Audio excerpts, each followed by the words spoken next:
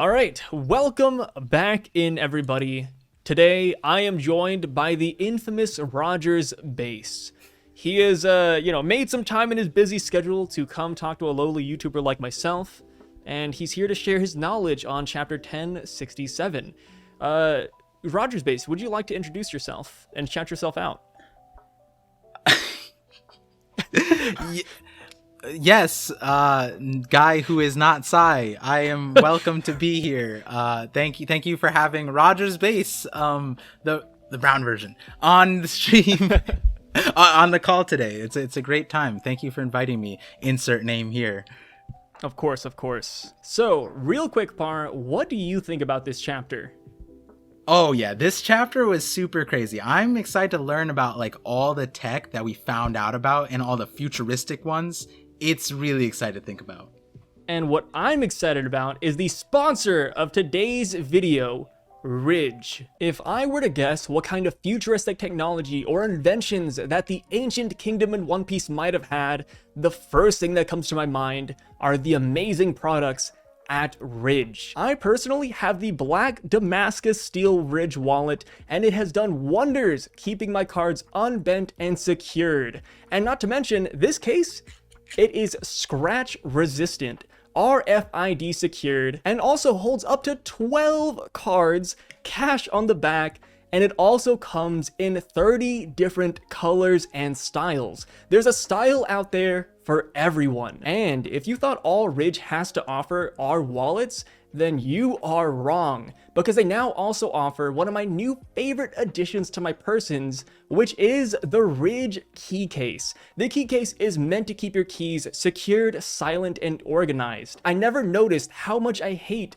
the jingling and jangling of keys until I was blessed with this key case. So with that being said, for the best deals this holiday season, make sure to visit ridge.com/SYV right now, and you can save up to 40% off on your Ridge purchase. Again, that is ridge.com/SYV. The Ridge team is so confident that you'll love their products that they give everyone 99 days to test it out. And if you don't love it by then they will give you a full guaranteed refund. I'm sure you'll love it because they have over 50,000 5-star reviews. So again, if you want to test it out, if you want to grab it for yourself or a loved one this holiday season, make sure to visit ridge.com/SYV. But yes, I brought you here today because I really would love to see your insight on the latest chapter of One Piece, because it seems like not a lot happens, but the more I look at this chapter, the more like little plot threads you can pull out of it. And we're just gonna hop right into it, man. Or should I say Roger? We are gonna start off with the cover page. We have Caesar and Judge squaring off, and who do you have? Who's in your corner? I don't think they're actually gonna fight, but if you had to pick a winner, who would it be? Right off the top of your head. Off the top of my head, I got Judge. Judge? Over Gas Caesar? I don't know. Destino Gangster, bro? What? I just feel like Judge has to take it. I don't know. It's not because Cole says Judge is top 5 or anything. Dude, Cole says that Judge is top 3 in the verse. Like, he upped it to top 3? Yeah, wasn't it? I feel like it was. He always I said thought it was that number Judge 5. was like top 3 in the verse or something ridiculous, right? I remember 5, but if it's 3, that's even more reason why. Nuts. Yeah, the more reason why Judge should take it. I just feel like he has to have some kind of like countermeasure to Logie. Wasn't Judge Caesar. crying when he got turned into candy though?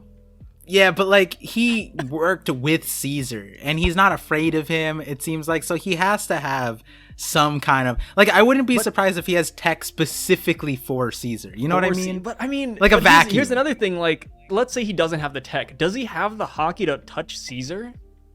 Maybe like I don't know. Hasn't been shown to have, like, I'm sure he does, right? If he had it, I wouldn't be like shocked. My mind wouldn't be blown, but he hasn't shown hockey. The only thing he's shown was his ball sack looking chin.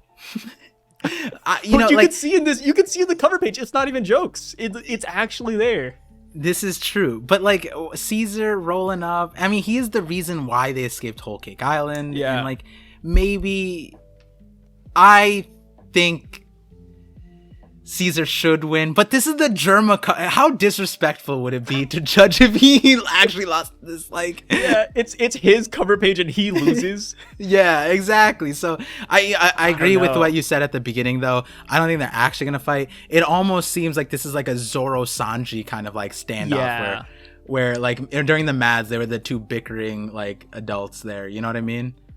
I mean, I would love to see like a prime Mads flashback, like Judge, Caesar, Vegapunk, Queen, like just a room full of testosterone just going at it 24/7. And then you have Vegapunk like, hey guys, can we get to work? Guys, can we feed the poor?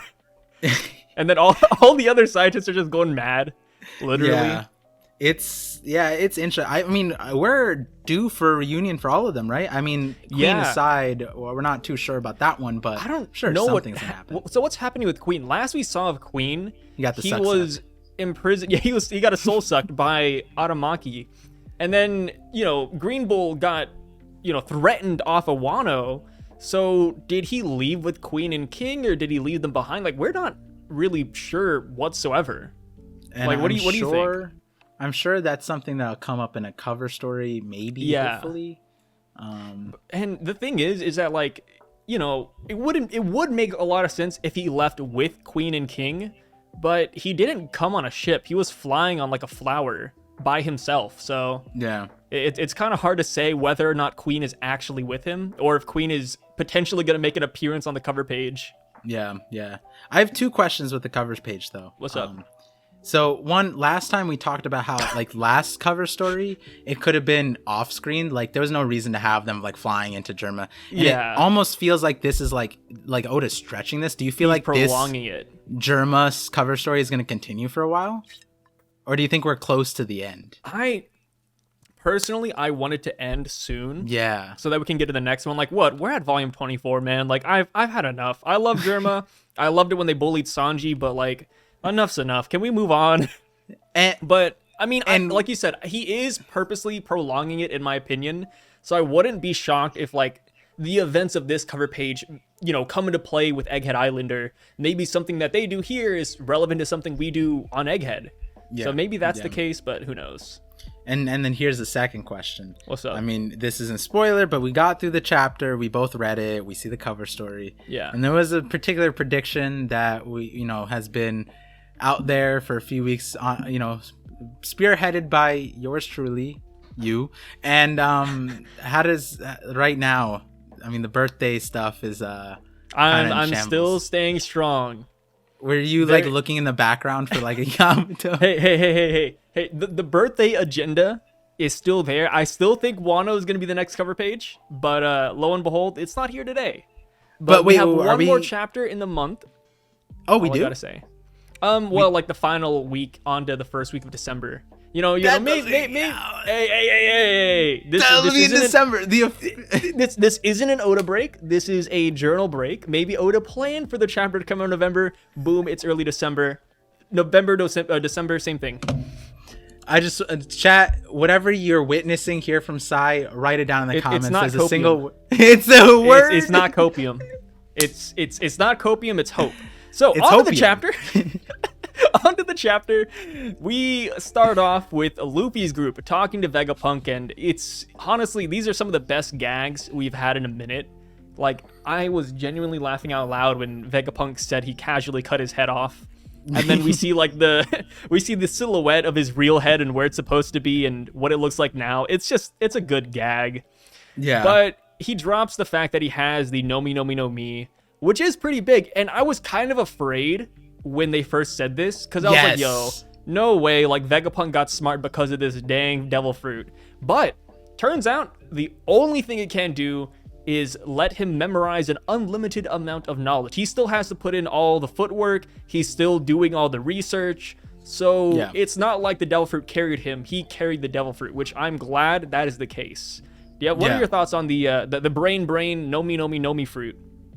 No, I had literally the exact same process of reaction, like in terms of digesting this. At first, I was like, no, brain, no me, because like when you think about the word brain kind of sounds like all encompassing, right? Yeah. But what we end up finding out, it's specifically the memories thing, which has its own connotations within the story, because we have the Memo no Mi, interesting name considering his fruit is literally just memories unleashed, and we could talk about that later. But I exactly what you said.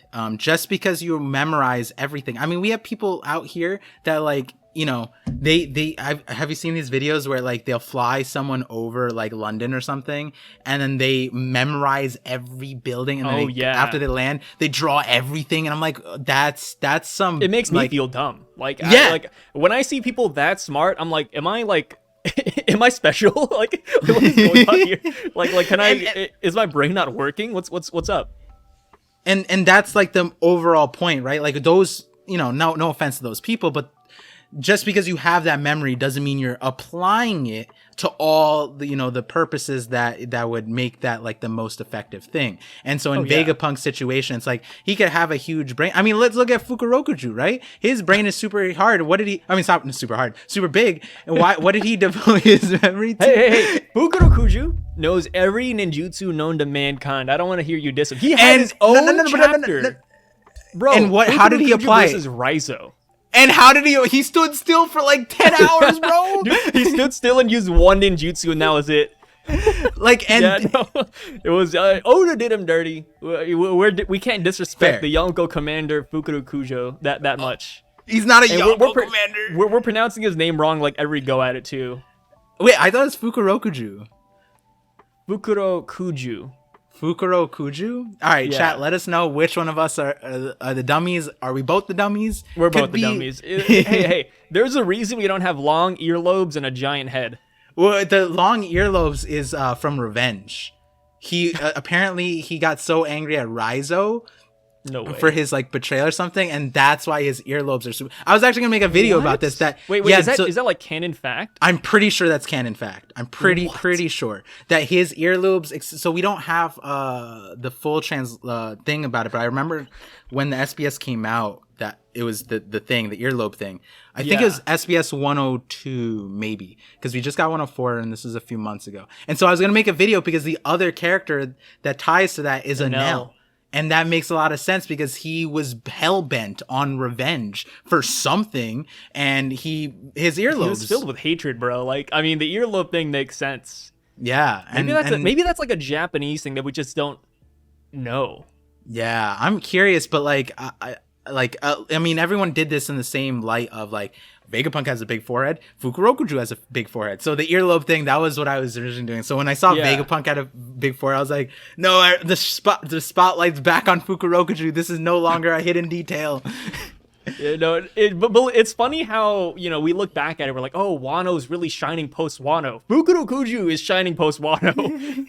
He's getting his time to shine right now.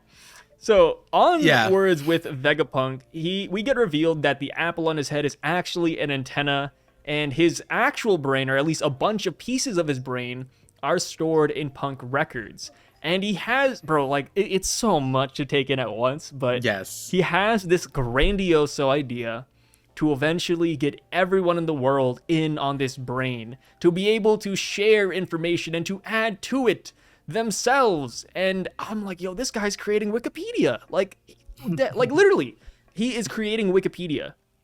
Vegapedia. And it's like such a crazy thing to imagine that it's almost like his pirate dream, right? We have Luffy wanting to become king of the pirates. Vegapunk wants to share his mind with humanity. How do you think he would accomplish it? And what are your thoughts on this in general? Like, there's a lot to go on here, so take your time. Yeah, I think like, and I talked about this in the live reaction heavily. If you guys are interested in the part of the full thoughts, I shared with Sai before we got into the call the details, but I essentially have a mega theory that it's already fully recorded. I think after this call, the members will have access to it, the YouTube members. And there's like you said, there's so much to take in, like even from the no me part, like starting from there, the fact that we found out that no me means brain. So then we have to like, do we like in our mentally like retcon all the devil fruits? None of the devil fruits are gomu no mi. It's not gomu fruit. It's not the gum fruit. It's the gum brain. And like, how does this apply backwards, and if their brains, and we all thought that wills and memories are like get passed on, and we got that confirmed recently, right? The lineage factors contain parts of the memories that are accessible. So if it were the brains that the devil fruits were essentially, I don't know, like replicating, because it's not the actual brain, it's like replicating one, then it could explain everything. And then we just breeze by that, because it's like his brain is so big and it's continuing to grow that it's the egg. And I think some people were like telling me that it's not the full top of the egg, but like in the picture they demonstrated that was the full top of the egg, and I was like, it's massive and it's crazy. And the one world's thing, largest brain. yeah, and asterisks on that, because there might be, because here's like, you know, on the surface it's like, wait a second, this brain, you know, with most things, like a lot of people look at various islands are like, oh, is this a past user of Raijin Island? Is that a past user of Enel's fruit, for example? Was Long Ring Longland past Nika user? Stuff like that. We look at the world and we kind of like see how it's affected. Like the Grand Line having the magnetic signatures, is that Kid's fruit, for example? And then in this one, it's like, what about Vegapunk's brain? And to give you guys an idea, actually, this will be a fun teaser. That's the premise of the video. Maybe there was a previous version of Vegapunk's brain fruit, whether it was the progenitor of the fruit or a previous user. When it kind of means that there might be another big brain out there. So he said that he connects to punk records via psychic waves, but I wonder how other people will connect to it. Will he also use his devil fruit to connect them to electric waves or whatever? Or will he possibly just give them an antenna, and that's going to be the way they do it? Yeah. I was kind of leaning, because he needs an antenna even to connect to it, to get into those waves at all. Right. So with that, I was kind of on board with maybe Vegapunk needs to travel the world to some extent to drop off an antenna at each location. Yeah. And if that's the case, I mean, joining in with the revolutionaries or even with the Straw Hats wouldn't be a bad idea. Mm-hmm, and it could even give the Straw Hats another reason to make another round around the world, too. That would be interesting. It'd be an interesting way to, like, stretch out some parts. Maybe we don't have to go through everything, but it could be like montage, like Odin's flashback. Or it could even be like a finale time skip as well. Yeah. Like maybe like we time skip at the end of One Piece, and then boom, everybody does have that antenna, and the Straw Hats did end up going around the world and spreading it. And now everybody has access to punk records or whatever this does become later on if Egghead Island is attacked or destroyed, because we know that CP0 is right outside the doors. So yeah, they are knocking. There's a lot here. And I love what he even says here too, because Jinbei asked him like, hey, what about like conflicting ideologies? Wouldn't bias come out? Wouldn't that be like bad for it? But Vegapunk just laughs it off, saying, well, we don't have, if we worry about that, then we'll never make any progress. Which, in a way, kind of goes back to Vegapunk splitting his personalities into 6 different things and not worrying about their own bias either. And that at the end of the day, their experiences and everything together is what really matters. So I think that was kind of cool. And, you know, every scientist in the Mavs team do have their quirks. They all ignore something to an extent. We saw Caesar ignoring human experimentation, Queen ignoring giving his own teammates viruses, Judge ignoring human lives as well. Vegapunk ignoring biases is the least of our worries from the Mads team, in my opinion. What do you think about the bias thing?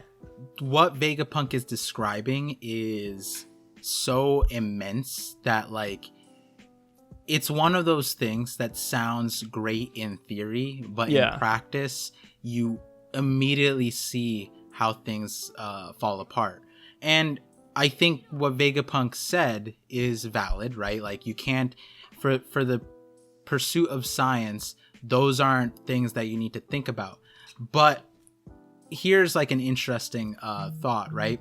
So like one thing I was saying, like, let's say in this group of people that he just showed in this panel, right? Like, there's a bunch of people, and then you throw in Doflamingo. Doflamingo's like brain, his mentality, his memories, his traumas, whatever. A little bit different from the average Joe. Okay.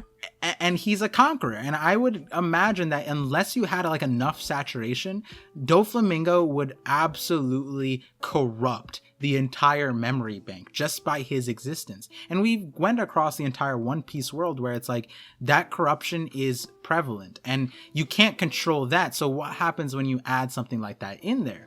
And then that's where an interesting thought came into mind, where it's like Vegapunk just explained that he spread out all the satellite, or the clones, to focus on a specific field. We don't know exactly what each field is technically, because we get the names of desire, wisdom, logic, flair.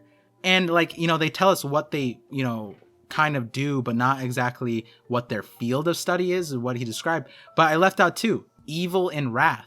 Was that intentional that he had evil and wrath in the mix of satellites of his own clones so that he could test out how that would interact with the memory? He found the perfect balance, bro. Yeah, so that's a way to like, you know, can't he's stop like on those. The Elon Musk of Twitter.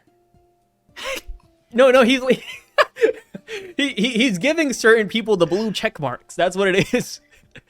He's highlighting some voices over others. Technically, Vegapunk is smart on that because he's actually test running the system on his own, right? Like Elon Musk is out here just like, hey, this is a great idea. And then we see like Coca-Cola. Did you see that one where Coca-Cola, like some dude made a Coca-Cola thing and then he tweeted, we got the award for being the single-handedly the destroyers of the planet with our plastic production, and we're going to go for year 5. And that went viral. And I forget like what other company, but their stock dropped like 60%. A lot of companies, you know, parody accounts are verified through Twitter Blue, so a lot of companies are doing that, not just Coca-Cola. I've heard of like so many stocks of companies dropping because of parody accounts. And it's pretty funny. So essentially you're saying that Vegapunk tested this out and he found the perfect way to balance it is what you're getting at? Well, not necessarily balance, or maybe more so of like the functionality. Will the system still work, or can you like, because then you would imagine if you shared a mind, like if we shared, because a lot of people say that me and you were starting to share a mind, and some of the jokes I'm saying like, oh no, Sai's got to him, right? So like if we shared a brain in that capacity, then you would expect that like slowly other people would start you know, mimicking or mirroring the stronger personalities, the stronger wills, the stronger memories. And so evil, we've seen like, you know, who was it? It was Edison? Edison was like even telling Lilith like, oh, that's way too evil, right? In the previous chapter. Come on, calm down. But we see that apparently they've been using this for however long, and they still maintain their individuality, that's probably the part that Vegapunk was playtesting, right? By splitting that up, we are the same person, but can we maintain our individuality? And that's the important part here, because with a system like this, yes, it's valuable, because what Vegapunk says is, he says, it'd create a sea of information that surpass what my brain can accomplish alone, but would also create, and we like, you know, throw around the word sheep, but like the other part of it is that you could also go the opposite direction, because what this hinges on is that, you know, his 6 Vegapunks remain on individual fields, focus individually, so that they can divide and conquer. But if through the sea of information you make everybody one, then you defeat the whole purpose of it, because then you're not adding in a meaningful way. It's kind of just, you just made like a more like an echo chamber. Yeah, a sentient version, like an even more sentient version of yourself. But yeah, like an echo chamber is not a way towards, you know, a productive future. I like how in-depth, not just me and you, but like everybody is looking at this internet or Wikipedia article of Vegapunk. And, you know, we're looking deep into it, saying, oh, like these different attributes of a person, like how they can contribute. I would love to imagine, or at least see like behind the scenes of Oda, just like, oh, I wasn't thinking about that, but that's cool though. Imagine Oda like didn't think of any of this. He was like, oh yeah, I like these 6 characters, and you know what? Throw a dart at a board. Flare, yeah, sure, why not? Greed, yeah, why not? Cool, that's fine. Evil, oh, that's a funny one. Like, he doesn't care whatsoever, and we're just like eating it up. And like we're making the story for Oda. That's the crazier part about this. I think we talked about this last week, where it was essentially like did we talk about the Einstein cross thing on the call? No. Oh. Wait, do you know about the Einstein cross? Wait, you're talking about the quasar? Yeah, the quasar thing. Oh, yeah, we did. We did, yeah. So it's like, you know, it's crazy that every week we question our own sanity because we're just like, there's no way he put this much detail. It doesn't even make sense because but like it's his life. Like Oda, like he does One Piece 24/7. Bro, Oda literally says he doesn't see his family. So when he sees a family, bro, I love this. I love this interview. Like it sounds horrible, but it's just kind of funny. But Oda says whenever he sees a family in a park, he cries a little bit because he wishes he could be with his family because he spends so much time on One Piece. It's sad, of course, but it's like, bro, like he is dedicating so much time to this. It is crazy. The other thing is, it's like, we know people who are dedicated to their craft. There's plenty of authors in the world where it's like, where it's like coincidences are part of the story. The like readers add context and you know. You can just tweet about it later over like a couple glasses of wine. But like with this much detail, with this much, like, it doesn't even make sense. Like, this is the amount of research that it would make to put all these details in there. It's like Oda himself has the no me. You know what I mean? Yeah. Like, how does he remember all of these things? Like, I remember coming across all these details in happenstance in my life, and I can incorporate here and there, but then the detail of it, nah, that's too... Dude, I would eat up a behind-the-scenes interview of Oda over the whole series and how he came up with things. Yeah. Like, imagine he was like, oh yeah, Vegapunk, well, I was eating at a McDonald's and, you know, I just thought this was a funny idea, so here we go. You know, it's just like something so random. But it's like the deepest thing to us. We're like making theory videos, we're talking about it for like 30 minutes, and we're just like, dude, like, Oda's a 30 genius. minutes, underselling how much we talk about this. But the like, the thing is, even if it was that, like, either it's purposeful and he's just like, oh, I don't remember. Yeah, shut the fuck up. You remember. Like, if he remembers or not, it doesn't matter, because if we don't get the behind the scenes and he brushes it off, you know for a fact there's gonna be a cult of Oda and people are gonna be like, God spoke through him for this story. You know what I mean? Like, Oda woke up, he went to the bathroom, and there was a foggy mirror in front of him, and it wrote the letters Vegapunk, 6 people, internet, brain fruit. Like, it's funny, dude. If he doesn't give an explanation, he created a fandom that will explain him. Yeah, dude, it's like Death Note, where Light, I was just thinking that. Yeah, where Light just does random stuff, and then all the people are like, oh my gosh, it's the you know, the word of God. Yeah, he's killing like, I'm all thinking of the sinners out there. The bank guy who's sitting in his room and he's seeing Light's action and he's just like, he's a genius, and Light's just sitting there like he's just like eating French fries or some shit. Oh, dude, I would eat up. Yeah, like I said, I would eat up the behind the scenes of this. What do you guys think? Do you think Oda is doing all of this on purpose, or do you think some of this is accidental? Like, he's writing plot points and then we are hyping it up to exponential levels. So moving on with the chapter, though, we have Bonnie attacking Vegapunk with the lightsaber she found a couple of chapters back. Turns out that is actually a bug attractant, and she ends up passing out before she can find out anything about Kuma. And I was convinced that we were going to learn something about Kuma, right? Vegapunk would say something about him, why he did it, but no, he kind of just skirts the subject again. Do you think, Par, in the end of One Piece, we will find out what actually happened to Kuma and why?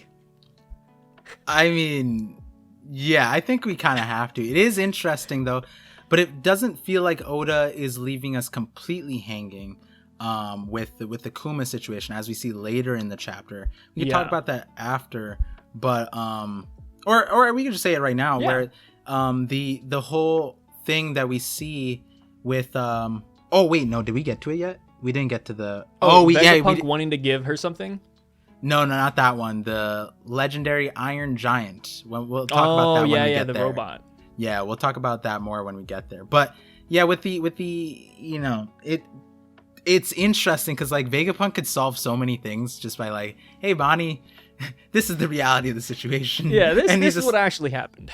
Yeah, he's like, don't be hasty, Bonnie. And I'm like, wait, hold on, why don't you just explain yourself? For the world's smartest man, he's making some really silly decisions. Yeah, for sure. I'm curious to know what their relationship was in the past. Because even this kind of seems like a gag kind of thing. You know what I mean? Oh, yeah. And it's funny because I don't know if you've seen that meme of like one manga where they had a text bubble that was like 5 paragraphs long squeezed into a single box. All we need is that from Vegapunk. And then I think we're cool. Like 1 for Devil Fruits, 1 for Kuma, 1 for the Void Sentry, and then we can leave Egghead Island. Like we don't even have to be here anymore. Like just give us one of those dialogue boxes. We're chill, bro. Yeah. But yeah. That chapter's coming soon though, it feels like. Yeah. I mean, he ends off the Bonnie segment by saying he wants to give her something, which I feel like is going to be Kuma related. Like maybe his consciousness, maybe a memento that he wanted to give his daughter. Like, I just, like, imagine if it was something else, right? Like, oh, I wanted to give her something, and then he gives her, like, a lollipop. Like, it has to be something significant and something that ties back to her past with Vegapunk and Kuma. What do you think it is? I think, I mean, we might as well just talk about it now with the whole Kuma thing. Everyone's read the chapter. There's Spoilers. Something I have to give her. And what's interesting is we see Kuma's situation, right? So a little bit earlier in the chapter, they bring up the legendary Iron Giant. And the legendary Iron Giant, like, came back to life and went to the Holy Land for an unknown reason from an unknown place, but we know it just kind of like autopiloted there, and it was 200 years ago rather than 800 years or 900 years ago, which is interesting. And then in the same chapter we see Kuma essentially doing something like that, where he just randomly apparently goes from like being chill and then he starts acting weird and he just starts running. Like we actually see the running panel. And so like I think kind of sad actually. Yeah, it is. And I think that, like, you know, while we're not getting an explicit answer here, I think we are learning about Kuma in a certain way. Like, he is associated with that legendary Iron Giant, or like there's a parallel there. What made Kuma get up and run? Was it the last, like, the Bonnie stuff? And in that context, like, when we're creating like Kuma, if there's any kind of resolution for Vegapunk's situation, it'd have to be that Kuma isn't dead, right? It's that he's like turned, like the same situation with Vegapunk. He turned Kuma's brain into its own satellite, for lack of better words, and that may be what he wants to give Bonnie. That like Kuma's essential, like his memory conscious bank. His brain, memories. And I feel like that fits with the chapter too. And yeah, with Kuma, like, do you think he's going to be restored, or do you think he's going to forever stay a robot? It depends on the context of like what he did.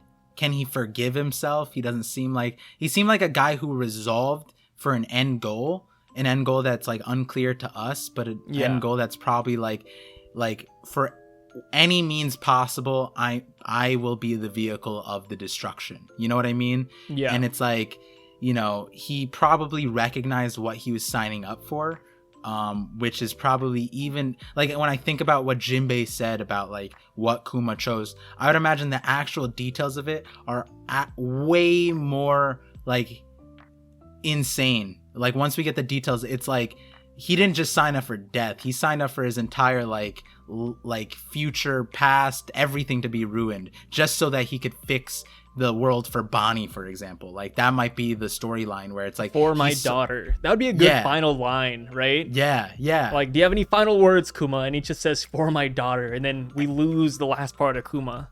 And then we see like, you know, the whole crew crying, and we see Frankie going like, so romantic, so epic. What a like, man. you know, yeah, what a man. Like, exactly. That's probably what's going to happen, where we see Kuma's just like, you know, I saw the atrocities of the world and I need to fight it myself.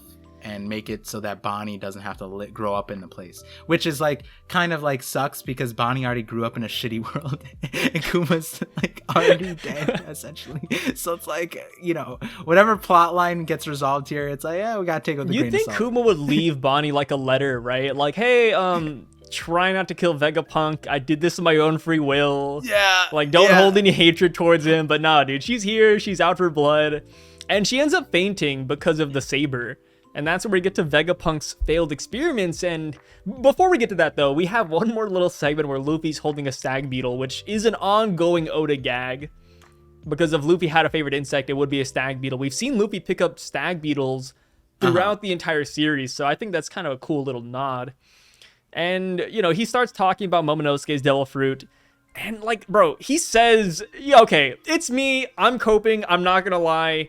I'm all about the Yamato agenda. We left Wano. I'm hung up like a bad ex. But here's the thing. He calls Momo the guardian deity. Yes. And I'm like, wait, if Momo is the guardian deity, then technically Yamato should be free to come on board the Straw Hats. All I got to say. You know, I'm gonna drop the mic right there. We don't have to talk about it if you don't want to. I know people are kind of tired of the Yamato agenda, but somebody has to keep the dream alive. Like Blackbeard said, the dreams of man never end. You like that? You like that? I like that. I like that. I wonder what made you remember that. I was surprised that your copium went there. I thought you were gonna say that technically Luffy mentioned Yamato. He said the guardian deity of Wano, and that technically is also Yamato, which means that she did get a cameo in today's chapter. So, oh my gosh. I thought that's what your copium was going to go. All I'm saying is that Wano doesn't need Yamato. Momonosuke is the guardian deity now. He's taken the job. He's been promoted. Yamato, please join the crew. I still have you for 10th Straw Hat. Oh no! It's on the bingo card, man. I can't go back. I'm too deep into it. So go for it. No. That was it. I was about to say, but with this chapter though, we do learn that Vegapunk wants to leave Egghead. I'm kind of skipping around a little bit, but Vegapunk does want to leave Egghead, and some people are wondering if this might be a Vegapunk for Nakama situation. What are your opinions? What are your opinions on this? To be fair, I did say it out loud. I have a video coming up of who I think the 10th Straw Hat will be. Yeah. Vegapunk was not on the cards. We didn't even have Vegapunk when I wrote the script for it. So, you know, to say Vegapunk for Nakama is kind of interesting because he's too powerful, right? Yeah, like that's where I'm hung up at. Yeah, like, so him, like, first of all, he's dying. Like, every chapter, it feels like he's gonna die more. And not just that, but he's like, I need to escape Egghead. It's like, oh, okay, so save me, Luffy, please. Yeah, like, he's dead. Like, Luffy, like, I don't know. He's done. Yeah, don't worry about him. Vega who? Yeah, that's a death flag, red flag, whatever flag is being raised here. The smartest man in the world that lives 500 years ahead of our time tells us that he thinks he's gonna die, there's a pretty good chance he's gonna die, right? Like, yeah, that's just kind of how it is. And Shaka is the one who said that out loud, so maybe he thinks that Shaka will die, but maybe the other Vegapunks will live. You know, we could read into it however we want, but with Vegapunk wanting to leave Wano, where do you think he's gonna end up if we do take him with us, and if he does survive this arc? Bro needs to go to the moon, like, now. Like, he just needs to leave. Anywhere off this planet, I gotcha. He's like I said it before, he's an isekai character. I mean, I'm looking at him right now and he's still isekai. Like, this is not too OP. Your typical One Piece character here. And the thing with the isekai thing, like, I agree with you completely when you say that he's too strong to join the Straw Hats. Yeah. And it's not just that, but he would take over so many jobs. Like Chopper out of a job because he can heal things that Chopper can't. Chopper checked in this chapter. He's like, wait, do you guys know medical stuff? And he's like, naturally. And I'm like, oh no, Chopper. Chopper was amazed by him. Frankie would be out of the job. Usopp would be out of the job. Sanji would be out of the job with the vending machine. Like, so many people would kind of get negged by Vegapunk.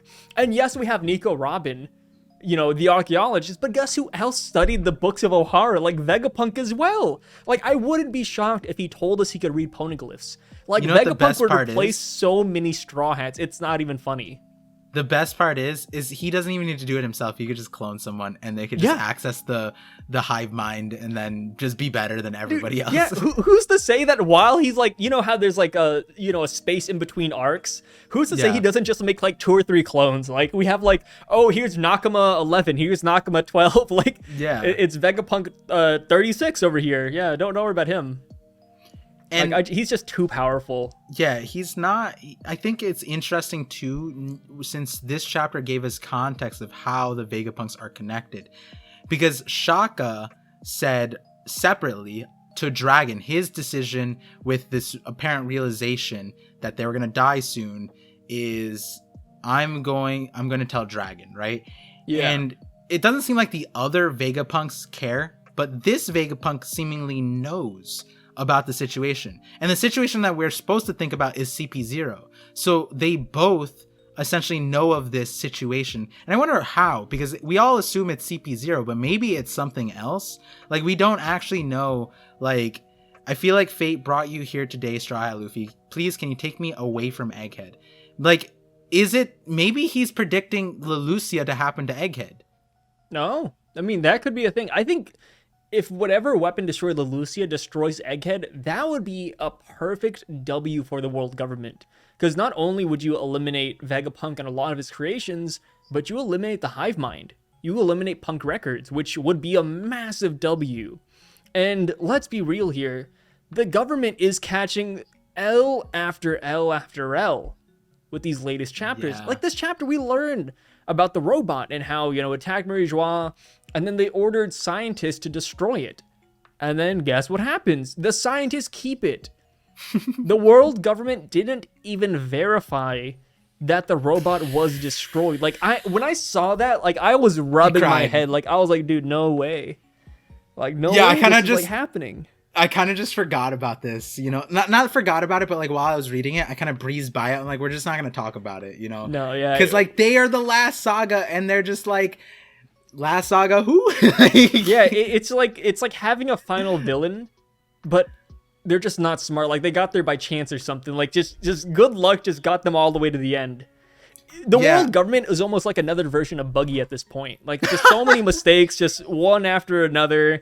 But, I mean, they're still the final bad guy. Oh, no. That's all it is. And like, that's why, so, you know, slight spoilers. I think that's why my mega theory that came off this chapter, I told you about it. It makes at least Emu really cool, right? At least Emu would be really sick that way. And you know, to go back to this whole, like, thing that we're talking about with if Leloucia happens to Egghead, and that's why it's like, please take, because like if CP0 is coming there, wouldn't it make sense to be like, hey, like you defeated him before, like he should know that, one. Yeah. But two, it's like, can you protect me? Can you defend me? Like there's people coming, but take me away from Egghead. That almost brings him closer to CP0 because he's within his sea beast range. He's in his own thing. So taking him away from the island almost implies something's going to happen to the island that he cannot stop, and something that's out of Luffy's, like, he knows he's super strong. He knows the crew is super strong. So he should know that, like, CP0, what, they're gonna send 2? He has Seraphims as well, and it's like they're gonna send 3 CP0. Yeah, they're masked, but like it's Luffy, Zoro, Robin, Sanji, Jinbei, Seraphims. Like he should just, if that's the case, then he should bunker down. But take me away from Egghead implies Leloucia might happen to Egghead, now that I'm thinking about it. But what's really more important about that is that might create a way where Lucci and them like try to essentially like have to work together in some capacity, because if they come into the island and Vegapunk's like, bro, the island's about to get deleted, we all have to run, and then they're like, we don't believe you, they wouldn't do that, they sent us here. And it's like, maybe we find out that Lucci, Kaku, and Stussy like need to be erased as well. Yeah, or they need to be erased because they know something.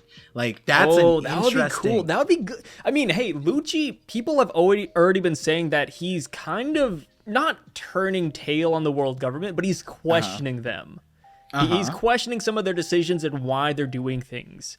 So if Lucci defects, I mean, I'm all for it. I'm a Lucci fanboy. If the homie is in the series more and gets more screen time, A-okay with that. I wouldn't be complaining.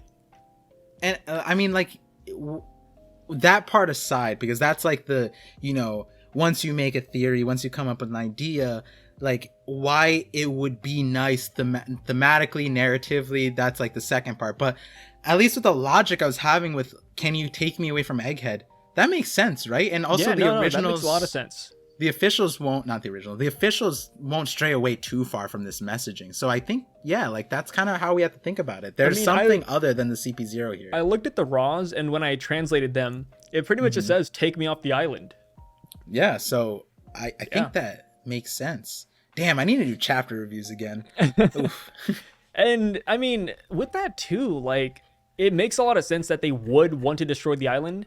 But another case that we could see is maybe he's just afraid of world government ships constantly attacking them. But then again, like you said, the Seraphims are there. He has the other 6 Vegapunks to defend him. Like, he is Vegaforce well 1 off. solos. Yeah, Vegaforce 1 it's so strong. Vegaforce so 1 is big. just so powerful. Like, there's no reason to, like, leave to, like, anybody, really. Yeah, and then like, what are we saying? He has holograms, bro. Like, holograms. How are they gonna touch them? Anti-gravity, photon lasers, seraphims. Like, the man's OP. Like, he is essentially a Yonko, right? Can we say that? Like, he's essentially a Yonko? I think he's greater than a Yonko. Bro, we have the world's strongest swordsman. We have the world's strongest man. The world's strongest creature. The world's biggest brain. I think he needs to be up there. Like, Vegapunk needs to be up there. 1000%. And now that I think about it, do you think that now that Frankie understands the concept of brain and large, do you think we're gonna understanding a sentence in English? I'm kidding. What's up? That was just a funny outburst that you had. Based on what I said, you're like, Frank, what? Frankie comprehending sentences? Are you crazy? Are you mad? But what I was gonna say is that maybe Frankie's Frankie's out of nowhere. Forehead starts getting bigger as we get to the end. I of the would series. hate that. No. If any of the Straw Hats' brains starts getting bigger, I will not enjoy that. If Frankie, Robin, if any of the smart people in the Straw Hats start getting a bigger head because of their brain, I would like question why I read One Piece just a little bit. I would still read it, but I would question it. I'd like scratch my head every Thursday. It's fun. The thing is, it is still, you could be a late bloomer to the head growth game. We know this because Fukurokuju started growing his head at 41. So like, no one's safe, bro.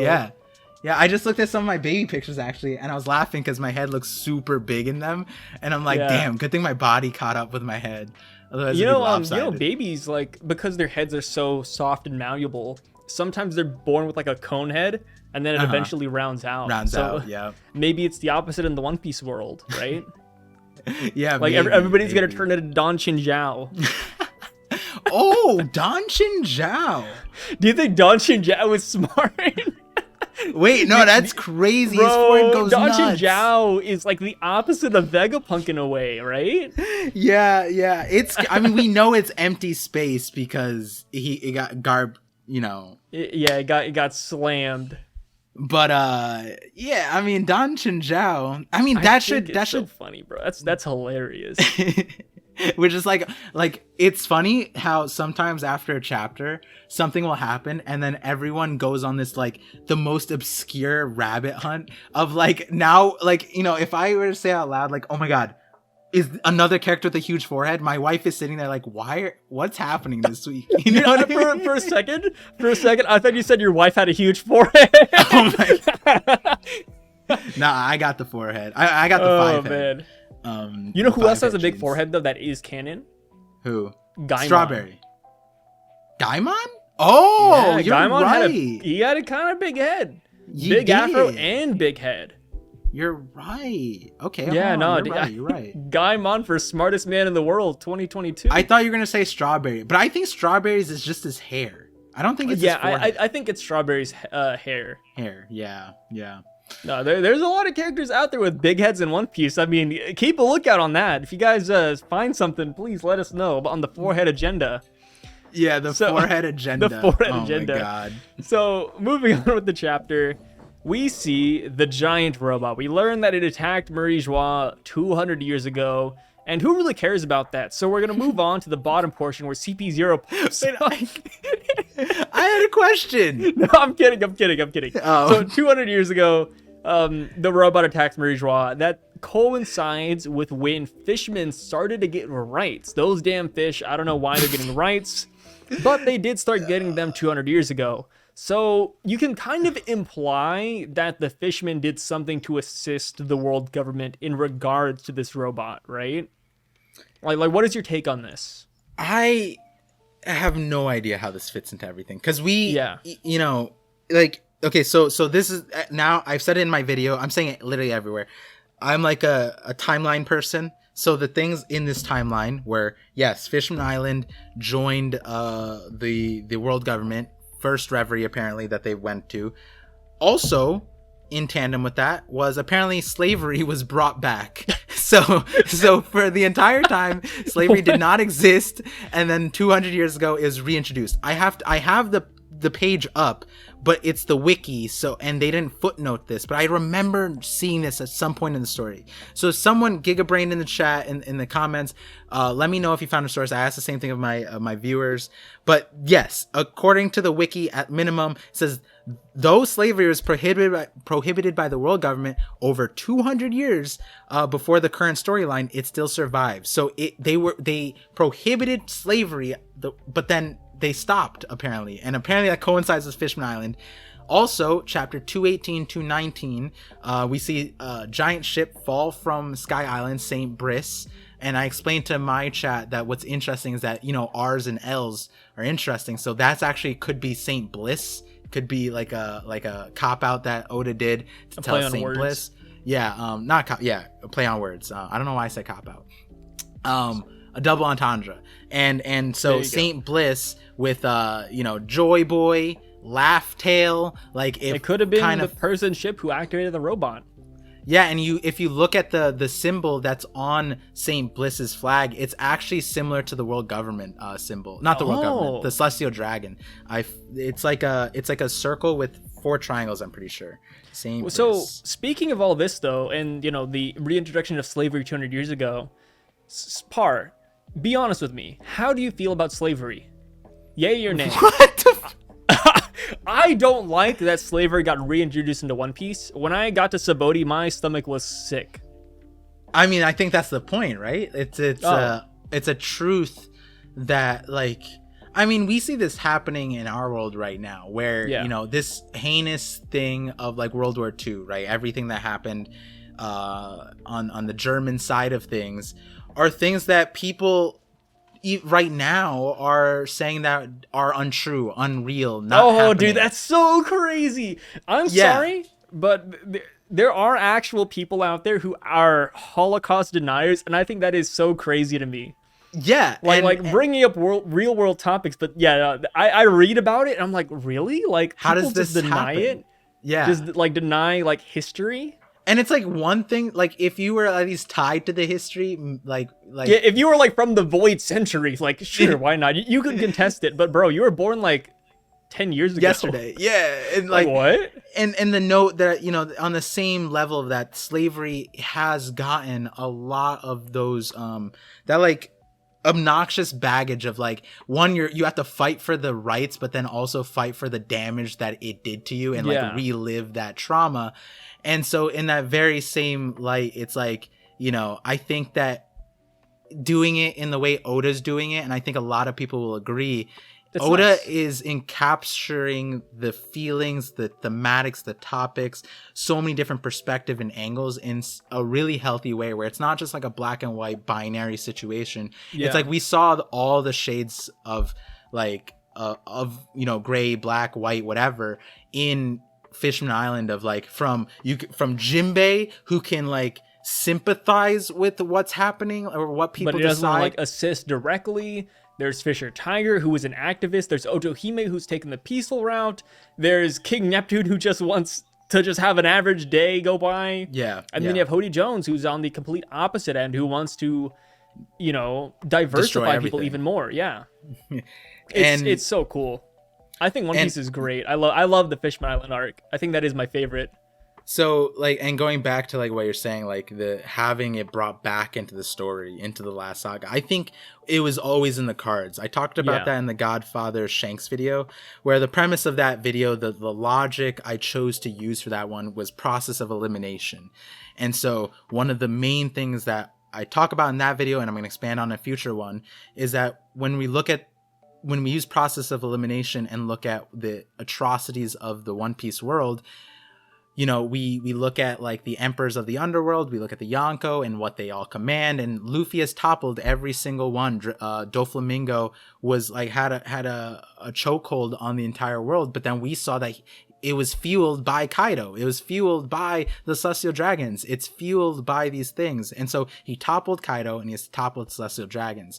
And the major thematic that surrounds the Celestial Dragons has always been slavery. And then the other part of it is that, like, if Luffy is Sun God Nika, what is he the liberator of? He's the liberator of slaves. You know, to quote Game of Thrones, the breaker of chains, if you will. Yeah, and I like that. And so I think it was always in the card for the last saga to be surrounded by that. And we still, to this day, don't know who is at the head of the slavery trade. We know that they are the buyers, but they're not the producers. They are producing a world that creates a prime place for slavery. That's like war, the refugees, like people who can't strive for better. You know what I mean? Because they're struggling with they're creating like a first world, third world system. And they're supporting it. Here's a good question too. Do you think Imu-sama is for slavery, or do you think he's just going with the Celestial Dragons want? Against. You think he's against slavery? Yeah, I think. If I were to guess, I think Imu-sama is against slavery. If he was from the Void Century and he knows the atrocities of that, I feel like he would be against it. I honestly, like, this might sound ludicrous, but I do feel like Imu is not a inherently bad person. Oh, yeah. I He's agree. definitely morally gray. I think Im is one of those characters that are not squished. That's not the right word. They succumb to the pressure of the responsibility. Sometimes being all-knowing is making hard decisions. Yeah, like there are no... I mean, Rayleigh said it, right? Like, you guys make it to Laugh Tale, figure out, you know, depending on your journeys. Yeah, and the Void, depending on what you experience, the Void Century is going to mean something else to you, right? And so with Im, they lived a certain world, and I think that I always said this. I think the world we just talked about it. Slavery was prohibited for most of the history. That's how the world government. It just wasn't there. Yeah, and so like more ways than not, it doesn't seem like the Willa D, the Ancient Kingdom, they were good. You know, like they probably went over their heads with what they were doing. Like absolute power corrupts.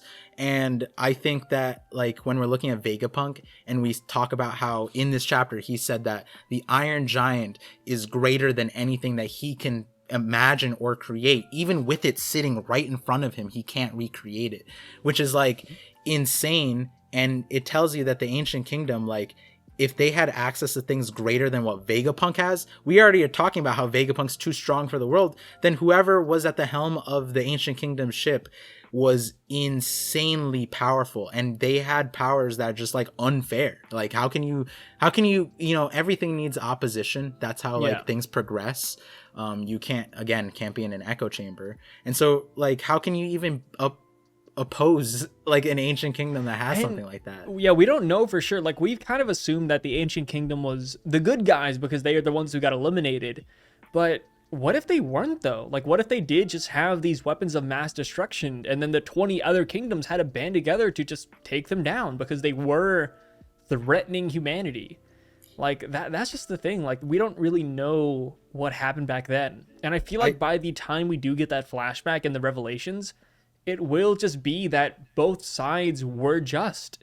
They just were two different sides of the same coin.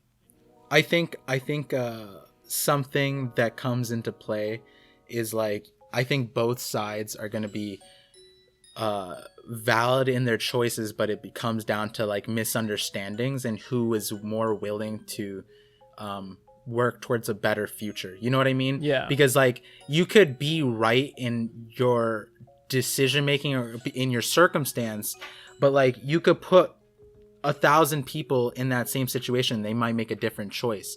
And so like who's making the right choice, you won't know until history like plays itself out. But if your choice is hiding, is slaughtering, is killing, that kind of lends itself to the idea that you probably weren't on the best side of the spectrum. It's like that one hypothetical scenario. Would you rather run over 5 strangers or your grandma, right? And I saw a TikTok recently which segues back to this conversation, because it definitely was not the grandma in psych class or whatever. But who would you run over? Okay, no, you have to give the answer. Who would you run over? 5 strangers or your grandma? And your grandma is 60 years old. She still has at least 20 years left. Which way is it already routed to? It is routed towards your grandma.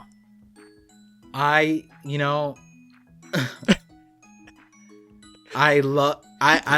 sometimes nature just runs its course. And so if that's the case, we don't change the 5 it. strangers you would never see ever again, though. Fuck. All right, 5 people. Fuck. I keep. You son of a gun. But to segue it back to the conversation, I saw a TikTok recently where they did this to a little kid, right? So there's 5 strangers. What, the Void Century? Oh, that. Yeah. There's 5 strangers on one side, and then there's like the kid, like a person there that he knows, like their friend, whatever. And so they gave the kid a choice. He took the 2 people on the other side, put them on the other side, and made the train go that way. Oh, I saw that. Yeah, that's funny. He just kills everybody.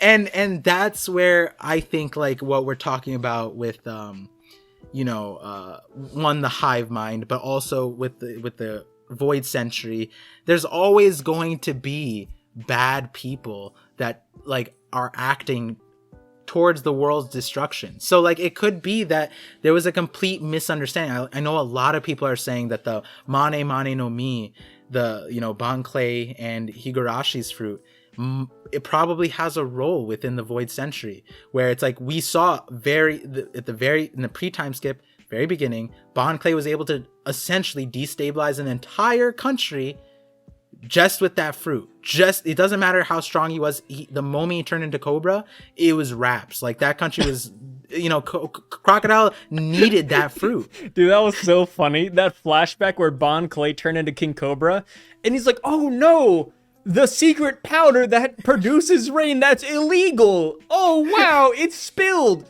That was my shipment. Oh, I gotta get out of here." I remember there was like a crazy. Dude, he destroyed the country with that. Didn't he also like hit a random citizen too? Like he just like punched he some shot dude them, right? He shot the person that was like looking at the dance powder. Yeah, and he just like and then he just fucking ran. The fact that so many people fell for that, it's just so funny to me.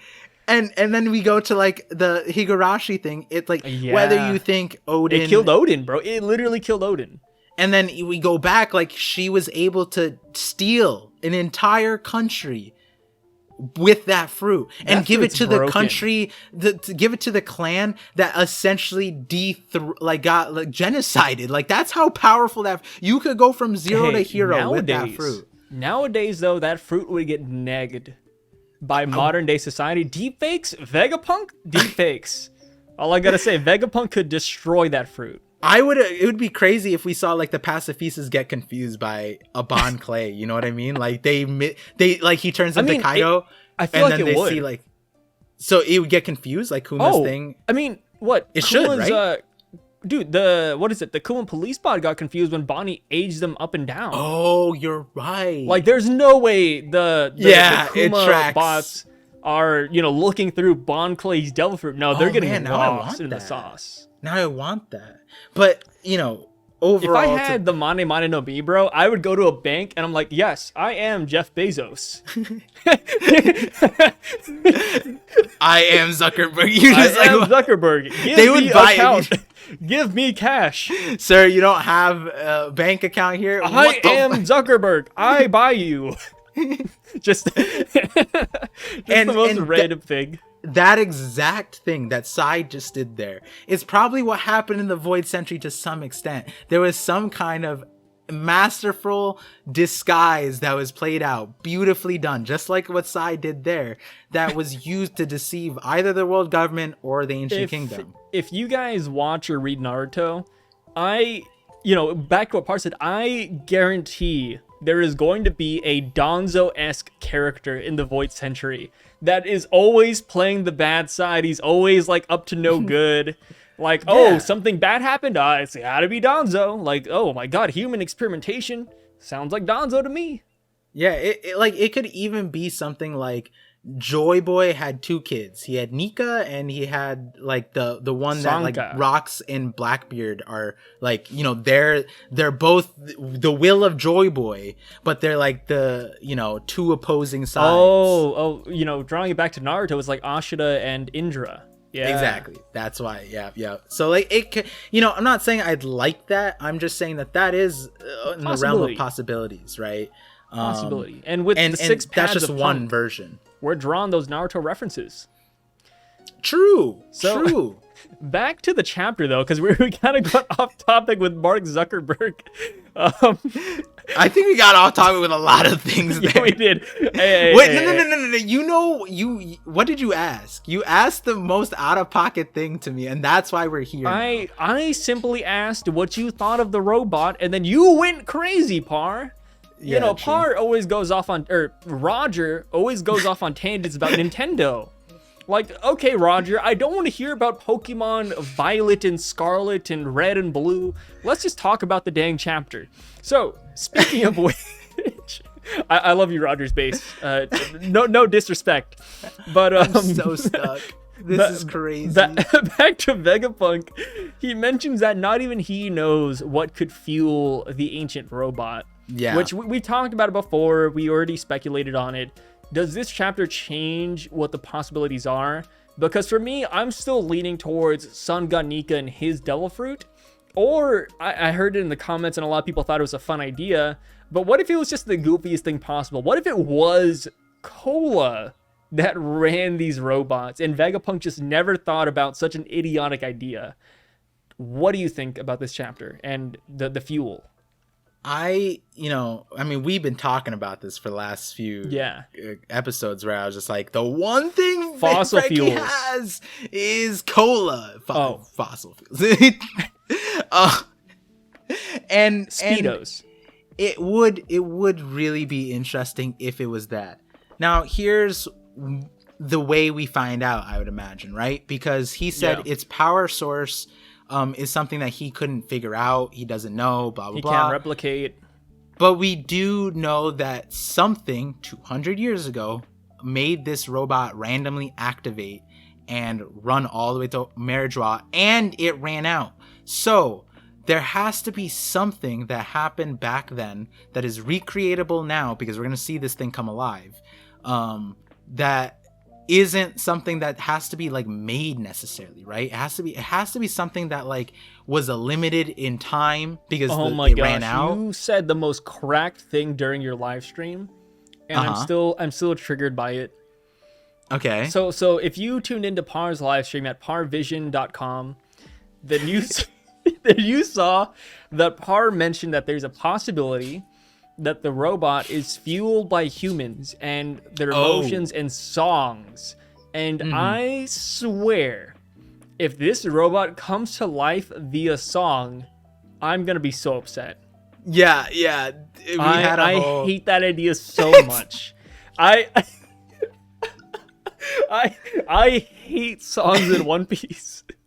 And we got into a whole like fight on my stream Yes, where I we was like, did. wait, Sai likes Film Red, but then I love Film Red. doesn't like the it's idea. the best movie. It's one of the best and movies. I quote, is the best One Piece movie. And when I slapped him with, so why wouldn't you like that in One Piece? He said, nah, fuck that shit. And I was like, what? Okay, because you can't you can't compare Eido's or Uta's music to Bink Sake. Like, it's not the same. They're different genres. Like, it's one thing to have like rock pop music playing, and then it's another thing to have a drunken man whisper in your ear in like sailor tone. Like, if this robot comes to life with Bink Sake or anything of the sort, I wouldn't be upset, but I would be very like saddened. Well, I mean, Like, it doesn't need to be Bink I would Sake. imagine, like, I'm reading the chapter, the rain is pouring in the background, and I just, like, a tear is coming down my eye. A tear's coming down my eye. The robot comes to life, like, beep, boop, It doesn't beep, boop, need to be and Bink Sake, bro. And then with a tear just rolling down my cheeks, I say, yo ho ho. See, Just, oh, this man. is where No you songs. need me, Sai. No songs. Listen, because this connects back to what I said. This connects back to what you said, where you thought Luffy, Nika could be the. I'm gonna debunk this in a second, but I just want to tell you the romantic part of it, which is you were saying that it might be Nika that fuels the energy, the laughter, whatever, blah blah, and that tied to the emotions or the fire thing, but it also ties to the song thing because what comes with Drums of Nika? Liberation? No, that doesn't exist. What are we saying? If Lucia doesn't exist, the Drums of Liberation don't exist. Moving on. That's- So onwards with the onwards with the chapter. It's CP0's here. I want. Hold on, did I have another thing? I feel what's like up, I had what's another up? thing. No, I forget if I had another thing on the not the music. Speeding past the music. Oh man. Music is gonna be interesting. No. There was a. Oh! This is what I was gonna say. This is what I was gonna say about the robot thing. The other thing with this situation was that the part that debunks that is that it can't be the Drums of Liberation. Technically, maybe it still can be, but like I would imagine that 200 years ago, it wasn't like something directly interacted with it that made it like awaken. Maybe it was like some like accidental thing that just happened in the world, and because it was like it came back or something happened, it woke up momentarily, right? Because we also know that it ran out of power, and it's like, did that thing follow it to the Meridra? No. So it kind of feels like it could be powered at a distance to a certain extent. And so with that, if this thing was powered by Drums of Liberation song or Nika, then while Luffy was year 5 on Wano and Onigashima, that thing would have came back, and I would imagine it would have moved, or Vegapunk would have said something like, oh, this thing moved recently, how interesting, naturally, like some like, Eureka, something like that. But that didn't happen, so it almost feels like it, 1, debunks the Nika thing, 2, probably not Drums of Liberation, 3, something crazy happened 200 years ago, and so we haven't experienced it, period, in our timeline. So, otherwise Vegapunk would have said it moved. I agree with that too, that I wish that Vegapunk said, hey, like, it awakened for like 2 seconds while you were on Wano. Yeah. But that's not the case. But what I'm kind of on the side with is maybe it had, fuel in its reserve beforehand, and somebody found the robot and it just used the last of its empty tank to try to run the Meridra, and then that's when it just eventually died out because there was no one there to continually power it like Nika.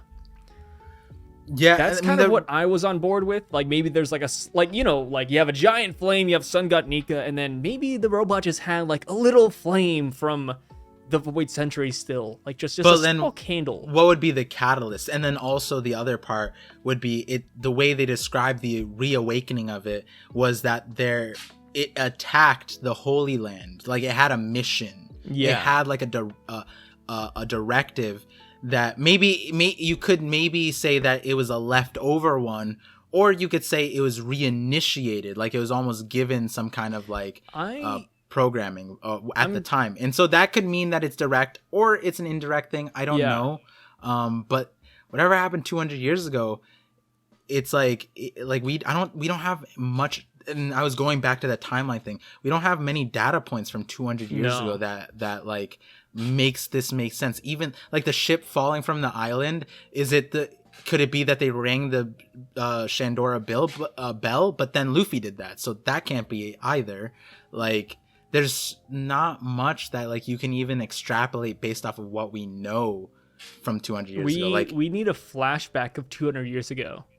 And it's crazy saying that like we need so many flashbacks. Like, let's be honest, we still need Kaido's flashback, right? Yeah. And yet here we are sitting. Get it. No, it's too late now. Like, are we gonna get Kaido's flashback? What do you guys think? Like, I don't know. I'm hopeful, but like I'm hopeful. Like, if Yamato comes back, maybe we get like a flashback of that, because technically the part that I care about is where Yamato was born till before Wano, because she had like 8 years before Wano or something like that. Yeah. That's the years I care about. But like, and then here, but that being said, we're sitting here saying like, I want a flashback of this random 200 years that I know nothing about. You know what I mean? Yeah. Like, and the thing is, at least for the Void Century, there's a lot there to digest. Kaido, a lot to digest, because we know a lot of characters that'll take place in that flashback. Yeah. 200 years ago, like, who is there? Yeah, the only loose connection that was brought up during the live reaction was Toki. Toki could have like ended up in that timeline, been there for a little bit, yeah, and did some random thing that makes no sense, like, to us, because we have no context for it, and like that could be an explanation. But then how would we even get Toki's like flashback for that? You know what I mean? Like, with this robot like reawaken, we see like the visuals and we see Toki there, and they're like, wait, that looks like Hiyori. Toki? You know what I mean? Like, it's so strange. Yeah, it's like almost contrived to think like that direction, where it's like, what could Oda even do with like, imagine One Piece gets extended because we just get stuck in a 200-year flashback. Like, yeah, he's like, all right, here's another main character besides Luffy. It happened 200 years ago. His name's Boofy. Yeah, exactly. Or like Toofy. Like, I don't even know. Toofy. So like, yeah, it's like, oh, actually, wait a second. 200 years ago, I mean, there are giants that could connect back, but separate to that, Roger's Jolly Roger, that guy, that, you know, have you seen Roger's Jolly Roger? It's like, it's just a random dude with two swirly mustaches, like, it's blonde and whatever, and nobody looks like that. We have yet to see a single character with that mustache, but we know all of those things essentially represent the person, but that doesn't look like Roger. So maybe 200 years ago, that guy, the guy before Roger, that's the flashback we get. That would be crazy. Like, the guy who gave Roger the straw hat. That would be about 200 years ago. Inspired by that guy. I could see that. 200 years ago, two mustaches. Maybe. I'm not gonna lie. I had to just look up Roger's Jolly Roger because I completely forgot what it looked like too. Yeah, but you see it, right? Yeah. We don't have an explanation of that guy. That guy could possibly be placed 200 years ago. Possibly, maybe. Or it could be a thing about inherited will too. Yeah, it could be that. But you know, I think so. If you don't see the image, or I definitely recommend you Google it. But it's two mustaches back to back. Like, you have the swirl, and then right behind that you have like another swirl too. Yeah, it's really strange because Roger, like Par said, he doesn't look like that whatsoever. No one looks like that, and it's like Shanks's one is him. Whitebeard's is him. Like, everyone is Luffy's is him. Like, everyone's is them. But what about Rogers? And it's like, maybe it's the guy before him who gave him the straw hat. And like, you know, again, this is probably the least contrived way, in my opinion. Like, the way that would be the coolest to bring us a 200-year, like a flashback from 200 years ago, was like, who gave Roger the hat? That would be sick, actually. The hat has a lot of backstory. Yeah. Oh, that'd be, and it has something to do with that guy. Like, that guy did something to reawaken this thing, and then he died. And then he died, and then here we are. Yeah, he didn't defeat the world government. He didn't find the One Piece. Moving on. Just I love that. Just, And then he died. He's kind of fodder, right? In the grand scheme of One Piece, fodder, dude. So going on with the chapter, we see CP0 taking the scene. They all have masks, and I said this in the review video. I said this during your live stream, but Oda has reiterated time and time again that the masked CP0 agents are stronger than the CP0 agents that don't have a mask. But at this point of the story, every CP0 agent has a mask, minus Spandam, which we all knew was very weak. So who is Oda power scaling? Like who is he talking about? To be fair, Spandam was born with a mask, essentially. Yeah, so. he's a masked CP0 agent. Who is Oda talking about? What is Oda going on about? See, the thing is, Oda talked about this at the beginning of Wano and Dressrosa. And it's like, okay, maybe there's going to be masked ones, and then there's unmasked ones. Cool. But as we progress through the story, 300, 400 chapters later, every person in CP0 is masked. Who is unmasked? Who are we power scaling, Oda? Who are you talking about? It's okay. Okay, to give you guys an example of it's not frustration, it's just bewilderment. To give you guys an example, imagine Oda comes out and he says, "Oh, do you guys want to know who's stronger between Zoro and Sanji? It's the guy that has legs. It's the straw hat with legs and arms." It's like, oh, wow, Oda, what amazing revelation. He just power scaled everybody. But who is he talking about? Who is he power scaling? Maybe, Redfoot Zeph doesn't make the list. He's missing a leg. He might be the unlegged man that they're talking about. He's the unmasked CP0 agent. But that's not the case. Everybody in CP0 has a mask. Oda, who are you talking about? And here's the thing. Like I said, he talked about this at the very beginning of CP0's existence. He said it years ago. Fine, whatever. We move on, retcon, we make mistakes, SBS, who cares? He said this 2 weeks ago. Oda doubled down and said this 2 weeks ago. So there has to be some agent that we haven't met yet. He's behind an office. He's sitting behind a desk. He's at Twitter HQ, World Government Headquarters, no mask on. The guy's huffing the copium, and he just says, "I'm weaker than Lucci. I'm weaker than Kaku. Nika could body me. Maha would destroy me. Stussy, oh god, don't even put me in a ring against her."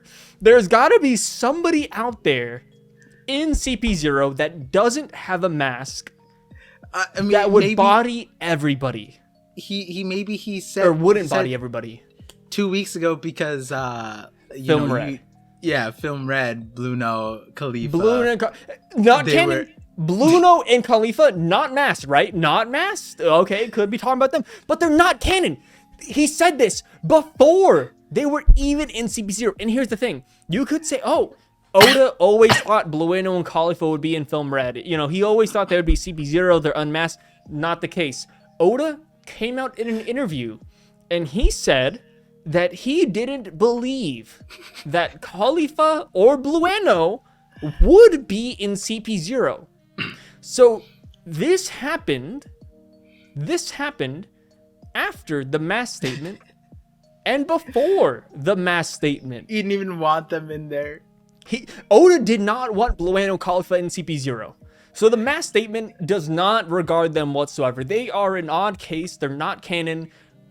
Whatever. So yes, that is my rant completed. I just think it's quite the scenario. Like I'm still thinking about that. One day I believe in Oda.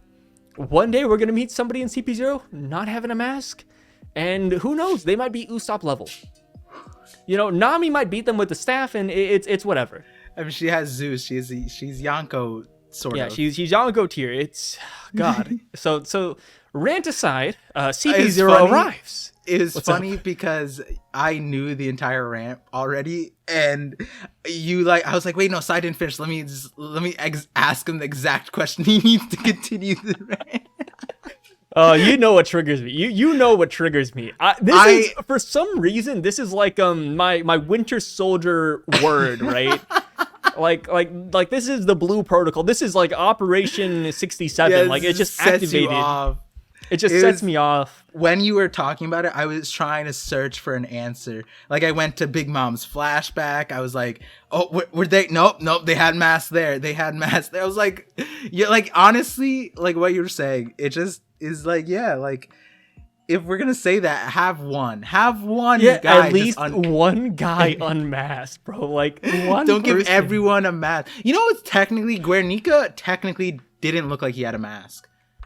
He did though. He had a mask. No. In the anime, it looks like it's face painted because it moves. Because his mouth moves and his mask moves. I'm like, wait, that's not a mask. Then it's face paint.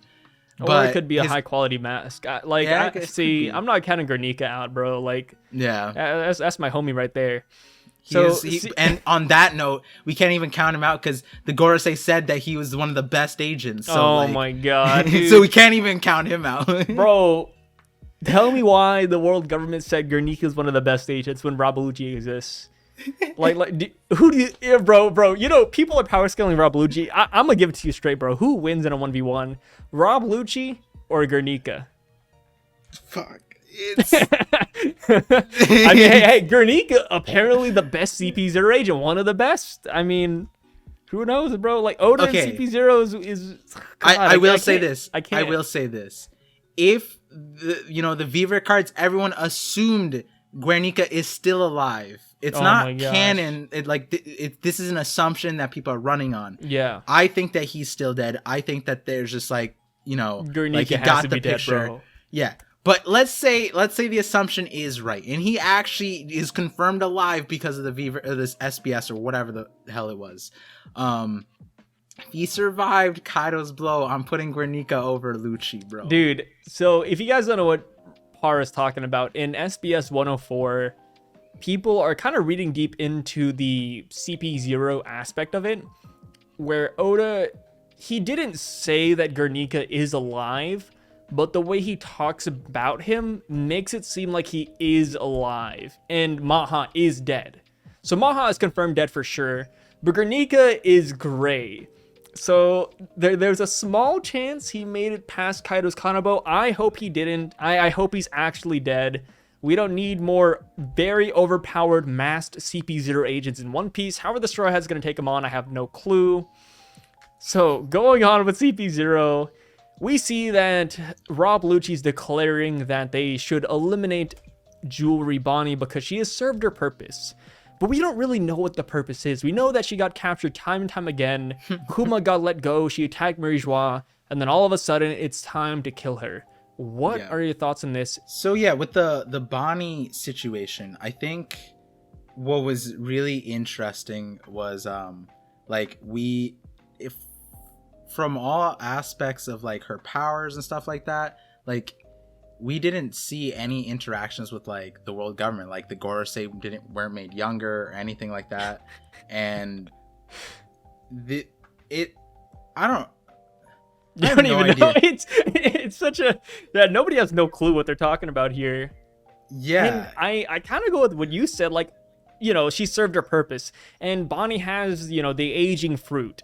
Yeah. So we were all like, okay, maybe the Gorosei constantly age themselves down so that they survive in eternity. But they look exactly the same as before the Reverie. Like, we saw them before and after. They're still old, man. Like, these guys could still lose to down these stairs, right? Yeah. I mean, I don't know what purpose she served. Maybe it was to keep Kuma in line or the Kuma bot. Like, I don't even know. Yeah, maybe it must. Yeah, it has to tie to Kuma now that I think about it, right? Yeah. Like, because Kuma probably made a contract relating to Bonnie with them or something, like, don't kill her, don't hurt my daughter. Yeah, and like she served her purpose means that like they have the Kuma Seraphim behind them. They think that they got Kuma on wraps. But the revolutionaries have the real Kuma. Like, there's no reason for her to be around anymore. Yeah. So I'm not really sure where this plot line goes. I was also going to make a joke like earlier in the thing where it's like that thing that like I almost think that Bonnie's aspect of this arc is just going to be like it by the end of it, it's just going to feel like a convenient way to bring her into the story, but like we don't expend too much time on that stuff. So what I mean by that is like that thing that he wanted to give her, a simpler thing could just be like maybe Kuma did leave a message and he has it, and it's just like it's just literally just like a letter, and then we don't even get that much details about Kuma. We just get like this resolution of a situation and like the understanding of like what the special people are. But like in this regard, it's like you know, she served her purpose. There's not gonna be like a grand, because for there to be a grand thing that she did for the only thing I guess would be Eam, right? That's the only possible thing outside of the Kuma if stuff. If Bonnie knows about Eam's existence, I feel like she would just get nuked. Like, I don't even feel like she has anything to do with him. Yeah, that's true. And so like, then if somebody knew about Imu-sama, like that, even all the kings of every kingdom doesn't even know about, like there's no way Bonnie's getting let out alive or escaping every other Sunday like the Joker. Yeah. So then it has to be Kuma related. It has to be that, and then so then it just might not be that she's like ever really like she's just here for like a few things. You know what I mean? It's not like anything grand, but the focus gets thrown back on Kuma. You know what I mean? Like we get like some focal points about the special people, and that's it. But like I don't know, even the way they talked about her too in this thing, there's like, oh, this is like a consolation prize once we get the it's like you know, I guess since we're here, we might as well step on her. But here's the thing, though. Like, I know you just said that maybe Bonnie doesn't have a big motive in the story minus this. I kind of believe the opposite, that maybe she does have a really big role in the story, and we just don't know it yet. No, like, I agree with that. Maybe there is something there. Meaning, like, in this arc, in this, like, position of the story, like, it's to bring her to the Straw Hats for that larger purpose that her fruit will have later on. But, like, you know, from what we see, what Rob Lucci says, like, I guess there's some random thing, or it's just Kuma, and I'm leaning towards the Kuma thing. So then for her in this arc, it'll just, like, she aged them up to get away from the Kuma, and it's like, you know, how else would they diffuse it? Let's just insert Bonnie into the story. Oh, we need Bonnie later on. It's like one of those things, you know what I mean? Yeah. Like, in this position in the arc, like, from most things, it just feels like she adds a line here, she adds a line there, and then everyone else talks about it. You know what I mean? Yeah. Like, it's a little interesting. It's just another, like, plot thread to touch on, or different, like, story to go at. Yeah, and so, I mean, even we saw that earlier with the when talking with the Vegapunk, it was just like he kind of just ignored her. Like, she could have gave her an answer, and he just didn't. He could have said something like, "Hey, your father's still alive. I have his consciousness." Yeah, like, so even Vegapunk doesn't really care about her. No. So like, he doesn't care about the plot thread. He's like, "Hey, when's the next arc? When's the Void Century?" Exactly. So, what's the fuel source? That's in general. So with CP0 arriving here, we see the reactions of the Straw Hats. Lilith is just giddy about the whole situation. And we see Nami and Usopp kind of freaking out. Sanji, I wouldn't say he's freaking out. He's kind of like making a Robin gag out of it, saying, "Hey, I'll save you no matter what." And with CP0 here, do you have matchups in your mind that you're leaning towards?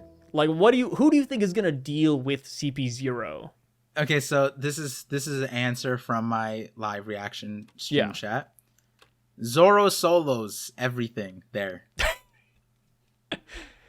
We talked about this. I don't disagree. I'm not even a Zoro fan. Like, I think he's cool, but he's not my favorite Straw Hat, but he's there. I acknowledge his strength. He's definitely the second strongest after Luffy.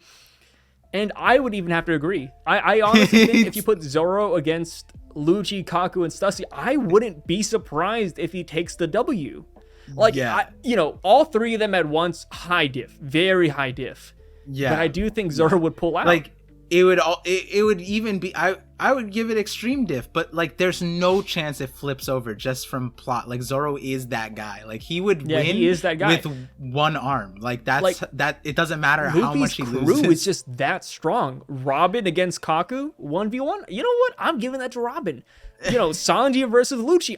Honestly, like I'm not underplaying Lucci. Like I mentioned it and people are like, oh, you're just using that as a shield, but Lucci genuinely is in my top 3 favorite characters, but I can't even say he would win against Sanji. Like, Sanji might have to high diff or extreme diff him even, but Sanji would win. Like, that's kind of how it is.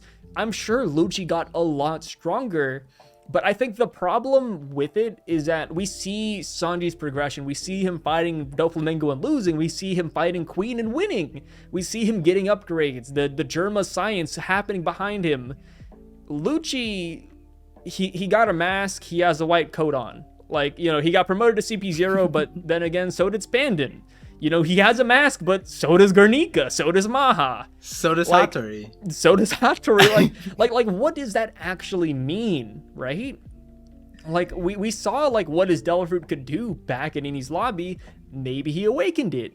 But if he did, how much stronger would that make him? Like, there's a lot of questions that get arise to this. So I'm personally leaning towards the Monster Trio and even Jinbei not fighting CP0.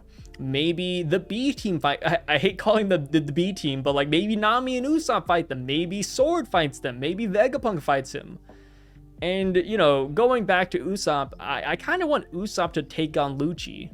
I know that sounds ridiculous, and I doubt Usopp would win, but I would like to see him pulling out something against them. Yeah, because he said that line. He's going to skin Lucci alive or something. He had the lie that he's going to skin Lucci. He also had another lie where he said that maybe he's Vegapunk. And, you know, maybe he disguises himself as Shaka and he lures them away. Like, there's a couple of scenarios where Usopp does shine in this arc. What are your thoughts on that? I mean, the Usopp thing is interesting with the Lucci stuff. I agree. Monster Trio, Jinbei not gonna fight, but like here's the thing. We talked about it. Vegapunk is like YONKO. He's the guy. He's that guy. He goes, tell them to hand over the Seraphim and leave. We're declining the request to dock.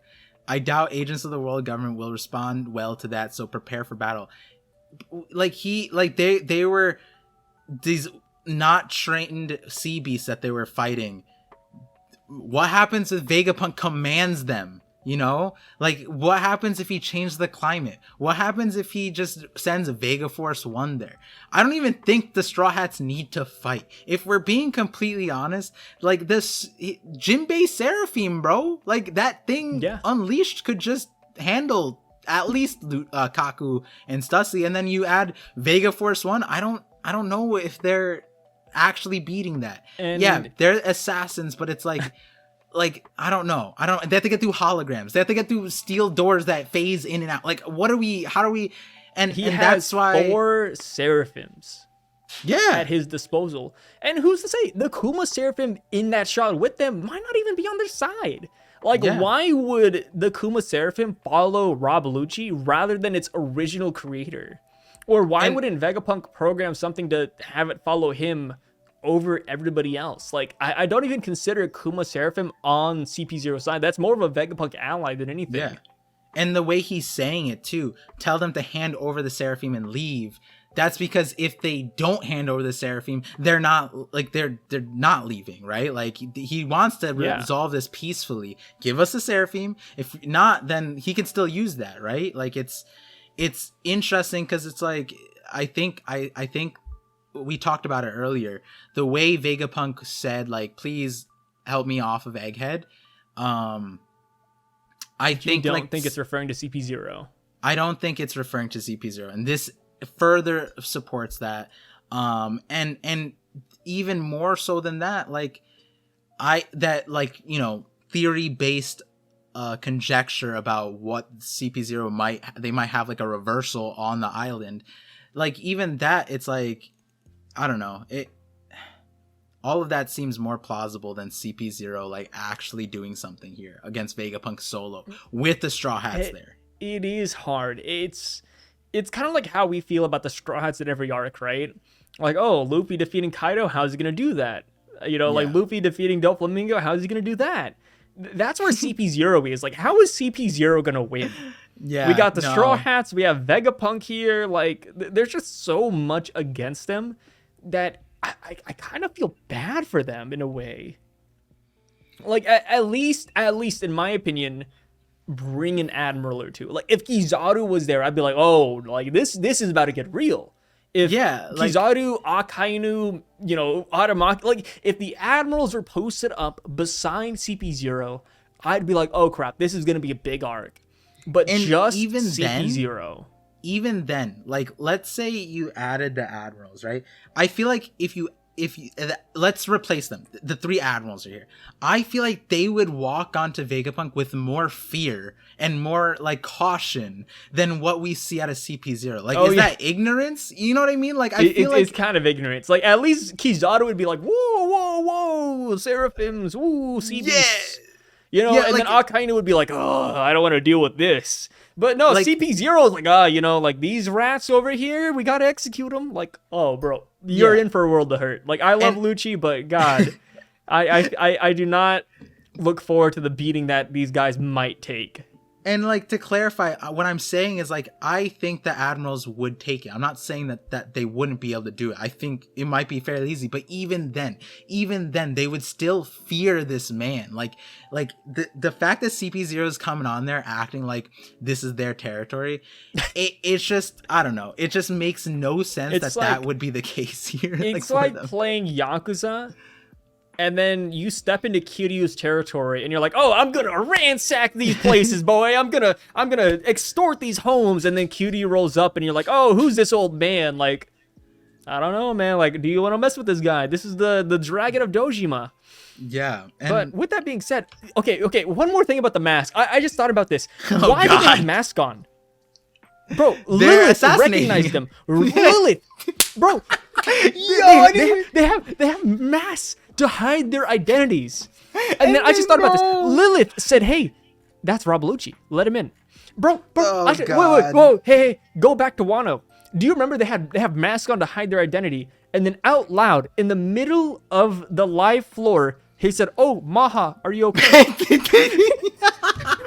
Maha, Nika, Joseph, are you okay? Bro, what is the point of the mask? If it is to hide your identity. It can't even do that. It literally can't even hide identities.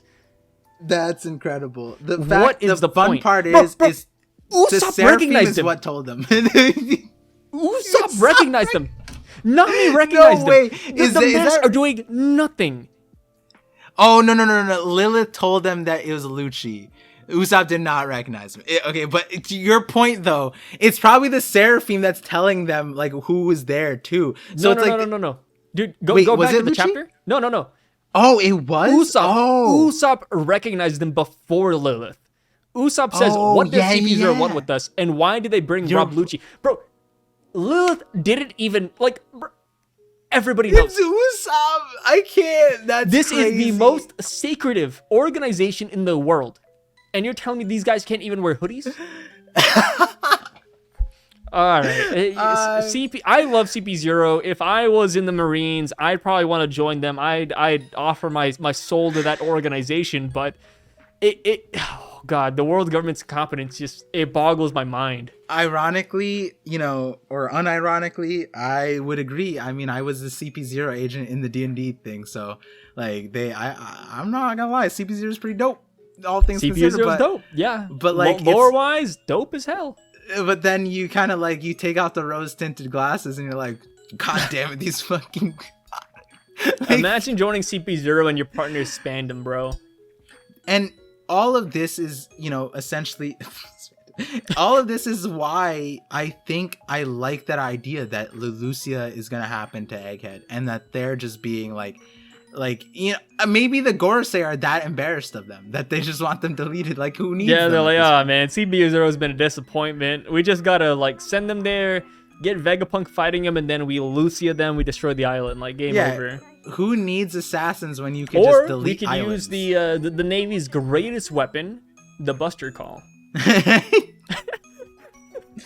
Technically, the Buster Calls at least 1-0 in the series. I mean, or 1-1, and Lucci, It's a 1-1. Lucci is just 0-1. So technically, If you count non-canon, it's 1-2. Stampede, it kind of caught an L. I think in Strong World there was a Buster Call, and that one kind of worked out, but like it also didn't matter. I feel You know what? If fell? there's a One Piece movie, the first thing they go to is Buster Call. Like that's like the band-aid. Like, oh, there's a threat in the world, Buster Call, and then it just never works. Who do you call? The Buster Call. Like, Yeah, oh my gosh, it's just it's everywhere, man.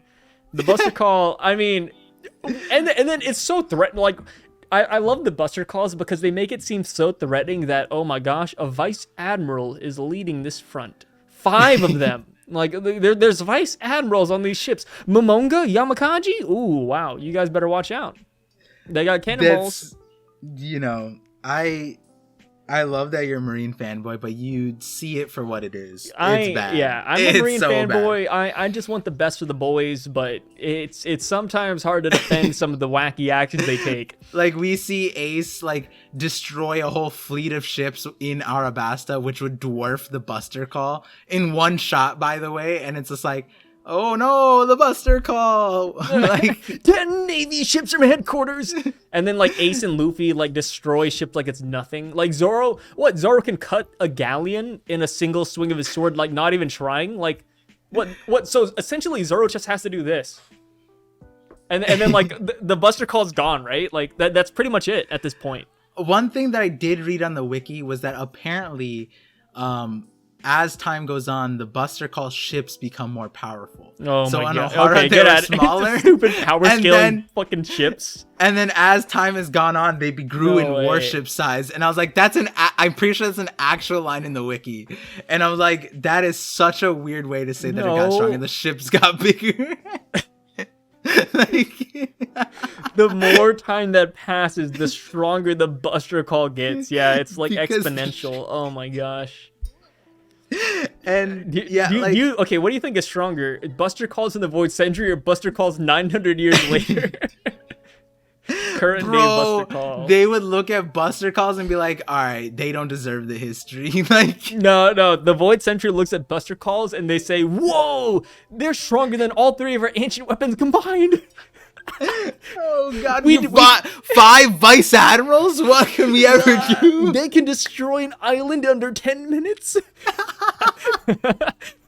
That's just written on the body. Like, Yeah, no, like, oh god, it gets shortened to, like, you know, like everything in history gets lost. It's just the Buster.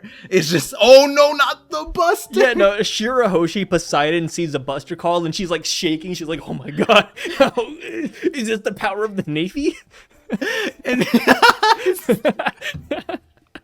and what's even better is, like, when you think about how to activate a Buster Call, it's like Shirahoshi being this, like, fragile mermaid girl is the power of Poseidon. The Denden Mushi is the power of the Buster. It's like the snail gets depicted on the poneglyph. A golden snail. Like, On a poneglyph, it's just a giant golden snail, and then there's a finger touching the button. Oh, that'd be so good. that's so fun. Hey. And the best part is the golden snail relays to some fodder-ass dude who sends 5 vice admirals for you. That is so funny. Oh my god.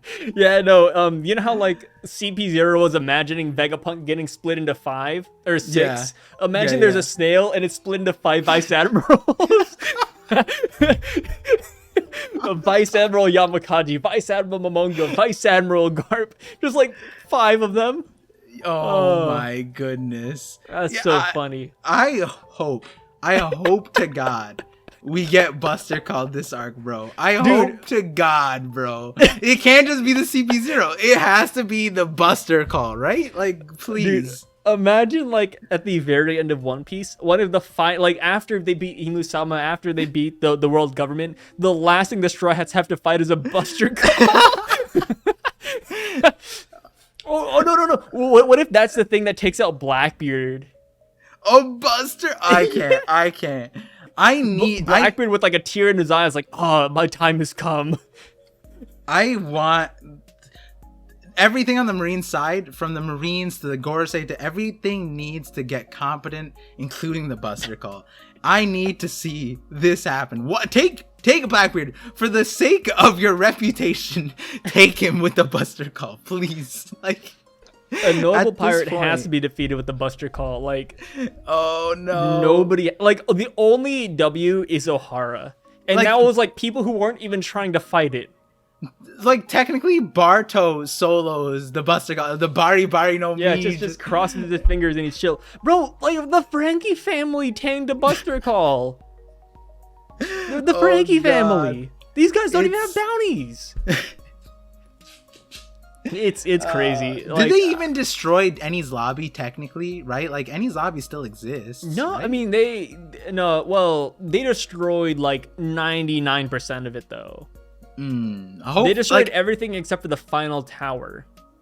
All right, at least if they get that W, at least they did. It's said to destroy the entire island. But that's a home goal, dude. Like, everybody, like, they destroyed their own buildings. What if like, Pluton they took is out that zero pirates? You know, when you think about it, the Pluton that Crocodile described, technically a Buster Call. Like, one shot of it, so when you hit the button, one shot of it can vaporize an island. Technically, that's how they describe the Buster Call. Like, at the very beginning, you're like, oh no, everyone's dead. Like, dude, and then not even Saul's dead. Dude, what if Pluton is a Buster Call? That's exactly what I'm saying, right? Like, it's ridiculous. Like, imagine the world government, like, at one point, they're like, okay, time to deploy Pluton, and then a silhouette is 5 vice admirals. One shot of it will vaporize an island. Technically not wrong, but very misleading. You see the vice admiral with like a dog for a head, and the vice admiral with spider arms. It's just blackened out. Like, you don't see their faces, and then it says Pluton at the very top. Like, and then the counter Pluton would just be like any single, like a giant. Like, a Saul survived a Buster Call. Canonically, he survived it. Like, I don't even know what counter Pluton would be, but that would be hilarious, but also so fucking funny. Counter Pluton is Luffy's Gumu Gumu no balloon. Yeah, just dodging, like, blocking all the cannon fire. Oh my gosh. All right, so besides the Marine slander, which I won't stand for, we go to the final part of the chapter where we see Kuma getting up. We talked a little bit about him before. Yeah. He stands up like Frankenstein's monster. He gets up like Jason out of the lake, and he just runs forward like he's, you know, a serial killer on the hunt. Oh god, I thought you were gonna say something else, and I was like, no. Yeah, Kuma's going somewhere. You know, people are saying he might go to Sabo, he might go to Egghead. I'm definitely leaning towards Egghead, because not only is Vegapunk's island, his leader is being attacked, but Bonnie is also being threatened. So I feel like that's the most logical answer. Where do you think the man possessed is going? So first, I wanna throw in what I thought you were gonna say, but can you censor it so that it's no, please. I haven't censored anything in the past couple of videos. I've tried my best to say nothing explicit. Wait, no, this isn't that bad. This isn't even. I thought you were gonna say. I thought you were gonna say. All right. So I thought you were gonna talk. You were gonna say something about like orange juice and like chasing after a certain situation. If you know. Oh my gosh. And I was just like, oh no! Like, I was predicting you, and you went a little softer. But to answer the question, I think the only thing that makes sense is that the Kuma, again, like paralleling what Vegapunk told us, there's some kind of like hive mind with the Kuma pacifistas at the minimum. And so that Kuma Seraphim probably overheard Lucci say like they were going to capture Bonnie. And because of that, that's why Kuma essentially activated. But that's where it gets weird, because it's like wasn't Bonnie in danger like plenty of times prior? No. Like, retcon. I dare you to Google that word, Par. I'm kidding. Go But, retcon. You know what I mean, right? Like, I mean, Kuma didn't save Bonnie on Sabaody, right? Like, Bonnie was definitely in danger of Kizaru and the other pacifista. Or maybe he gave her a safe pass there. Oh, yeah. Or maybe he, like, we don't know what happened afterwards. Maybe he did help true. Bonnie out of Sabaody. Oh, yeah. That could be, like, a legitimate thing. Huh. Well, it's a good thing because I brought that up. But, really, like, she didn't run into an admiral. And what she about didn't Blackbeard? Run into oh, no, Pacifista. she wouldn't know. She would have to know. Or he would have to know. Yeah. I brought up Sabaody because he was nowhere. there. Yeah. So, I mean, it's still interesting because it's like, we got the parallel situation with the legendary Iron Giant.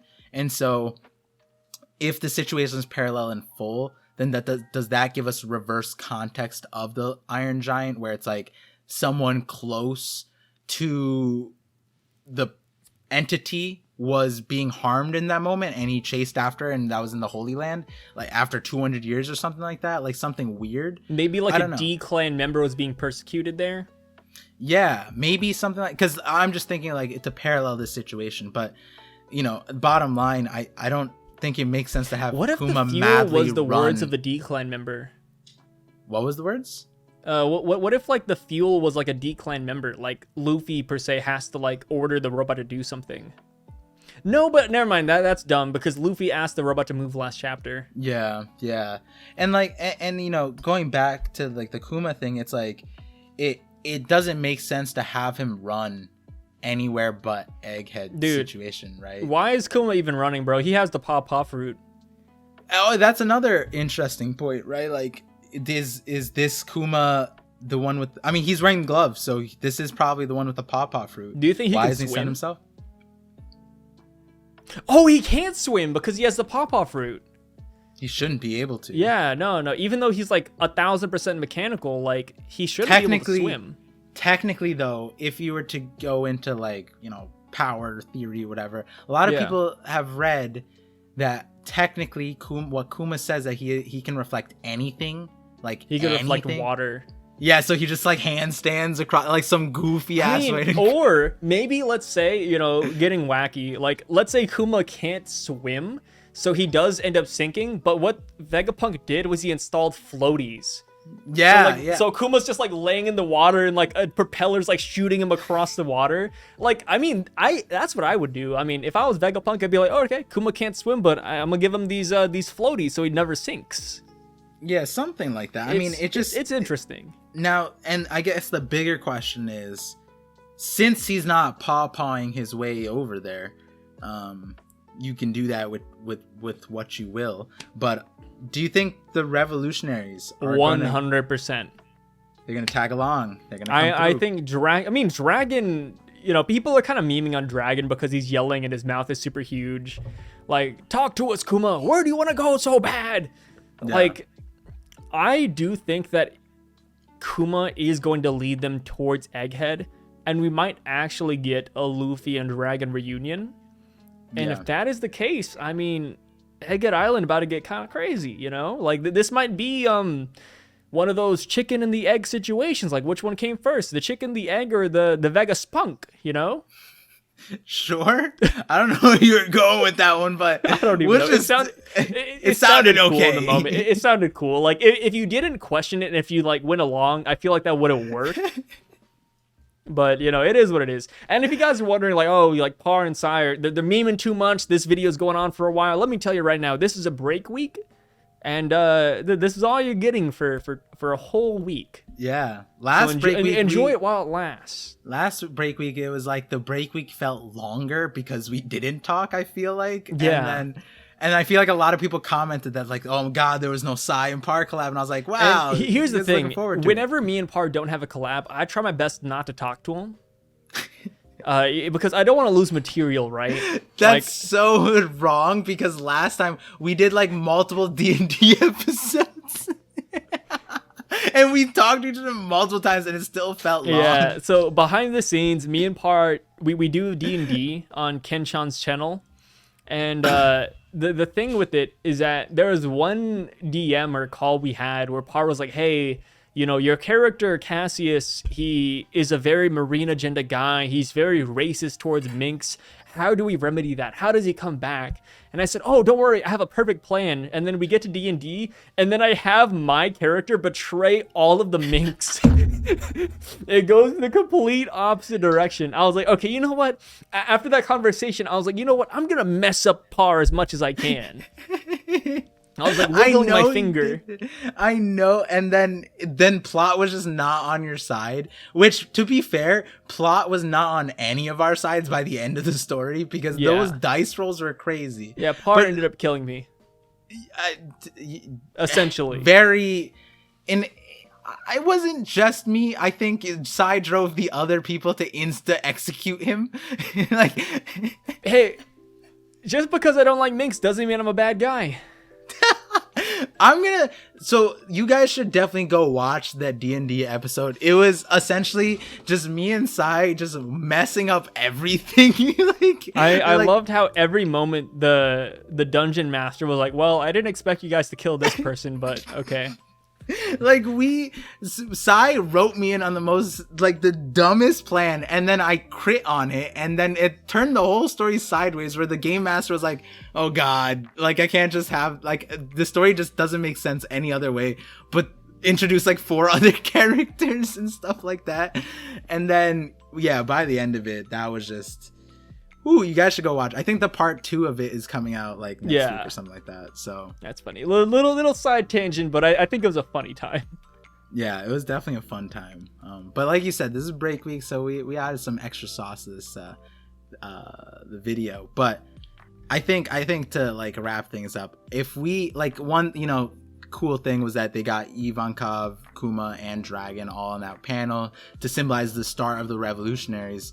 I think it's like now that we got that lore line through Vegapunk's story of Ohara, tying everything together, it would be really crazy if we got all of the lore from the Revs to Vegapunk to Kuma all in this arc, which it's feeling like Oda's not just putting the pieces together, but it's like slamming them together. You know what I mean? He's getting ready for it. Like at this point right now, it's like nothing is teased in a way, if that makes sense, right? Like this doesn't even feel like a teaser or a cliffhanger. This feels like we're running right into the Revs are gonna follow Kuma. Kuma's gonna take us to Egghead, or take them to Egghead.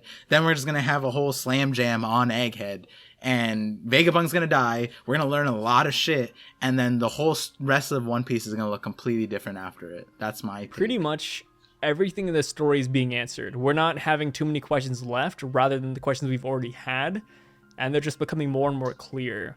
The only question that comes out of this chapter is the 200 years part, where they talk about the fisherman, the robot, and whatever. But even that's adding time. Yeah. Like that's something we had to learn about. Like that ties in with the Void Century even. So we could even look at that as part of the answer. Yeah. Which, I mean, we're nearing the end of One Piece. And with that being said, who do you think would win in a fight? Do you think Diamond Jozu or Diamond Fist Don Krieg, ruler of the East Blue, would win in a fight? I'm gonna say it for Don Krieg. Yeah, I'm gonna say it to gain fans on your channel because they subscribe to your line of thinking. Right, guys? You guys subscribe to Sai's channel. Yeah, everybody believes Don Krieg is the best, yeah? And so the right answer is, Don Krieg solos the Naruto verse, beats Josu. Dude, did you know? Okay, so I rewatched the Baratier saga, or arc, and I realized that Oda had to nerf Don Krieg by not letting him use the Diamond Fist. And he was really strong as he threw an entire galleon. Like Don Krieg is OP. On water. He lifted a galleon on a ship while being like on and he just threw it at a submarine. Like who that is And here's the thing, you gotta bring too. that to Cole to scale in top 3. You know what I mean? People have the whole thing where Whitebeard is the strongest man alive, but the person who held that title before Whitebeard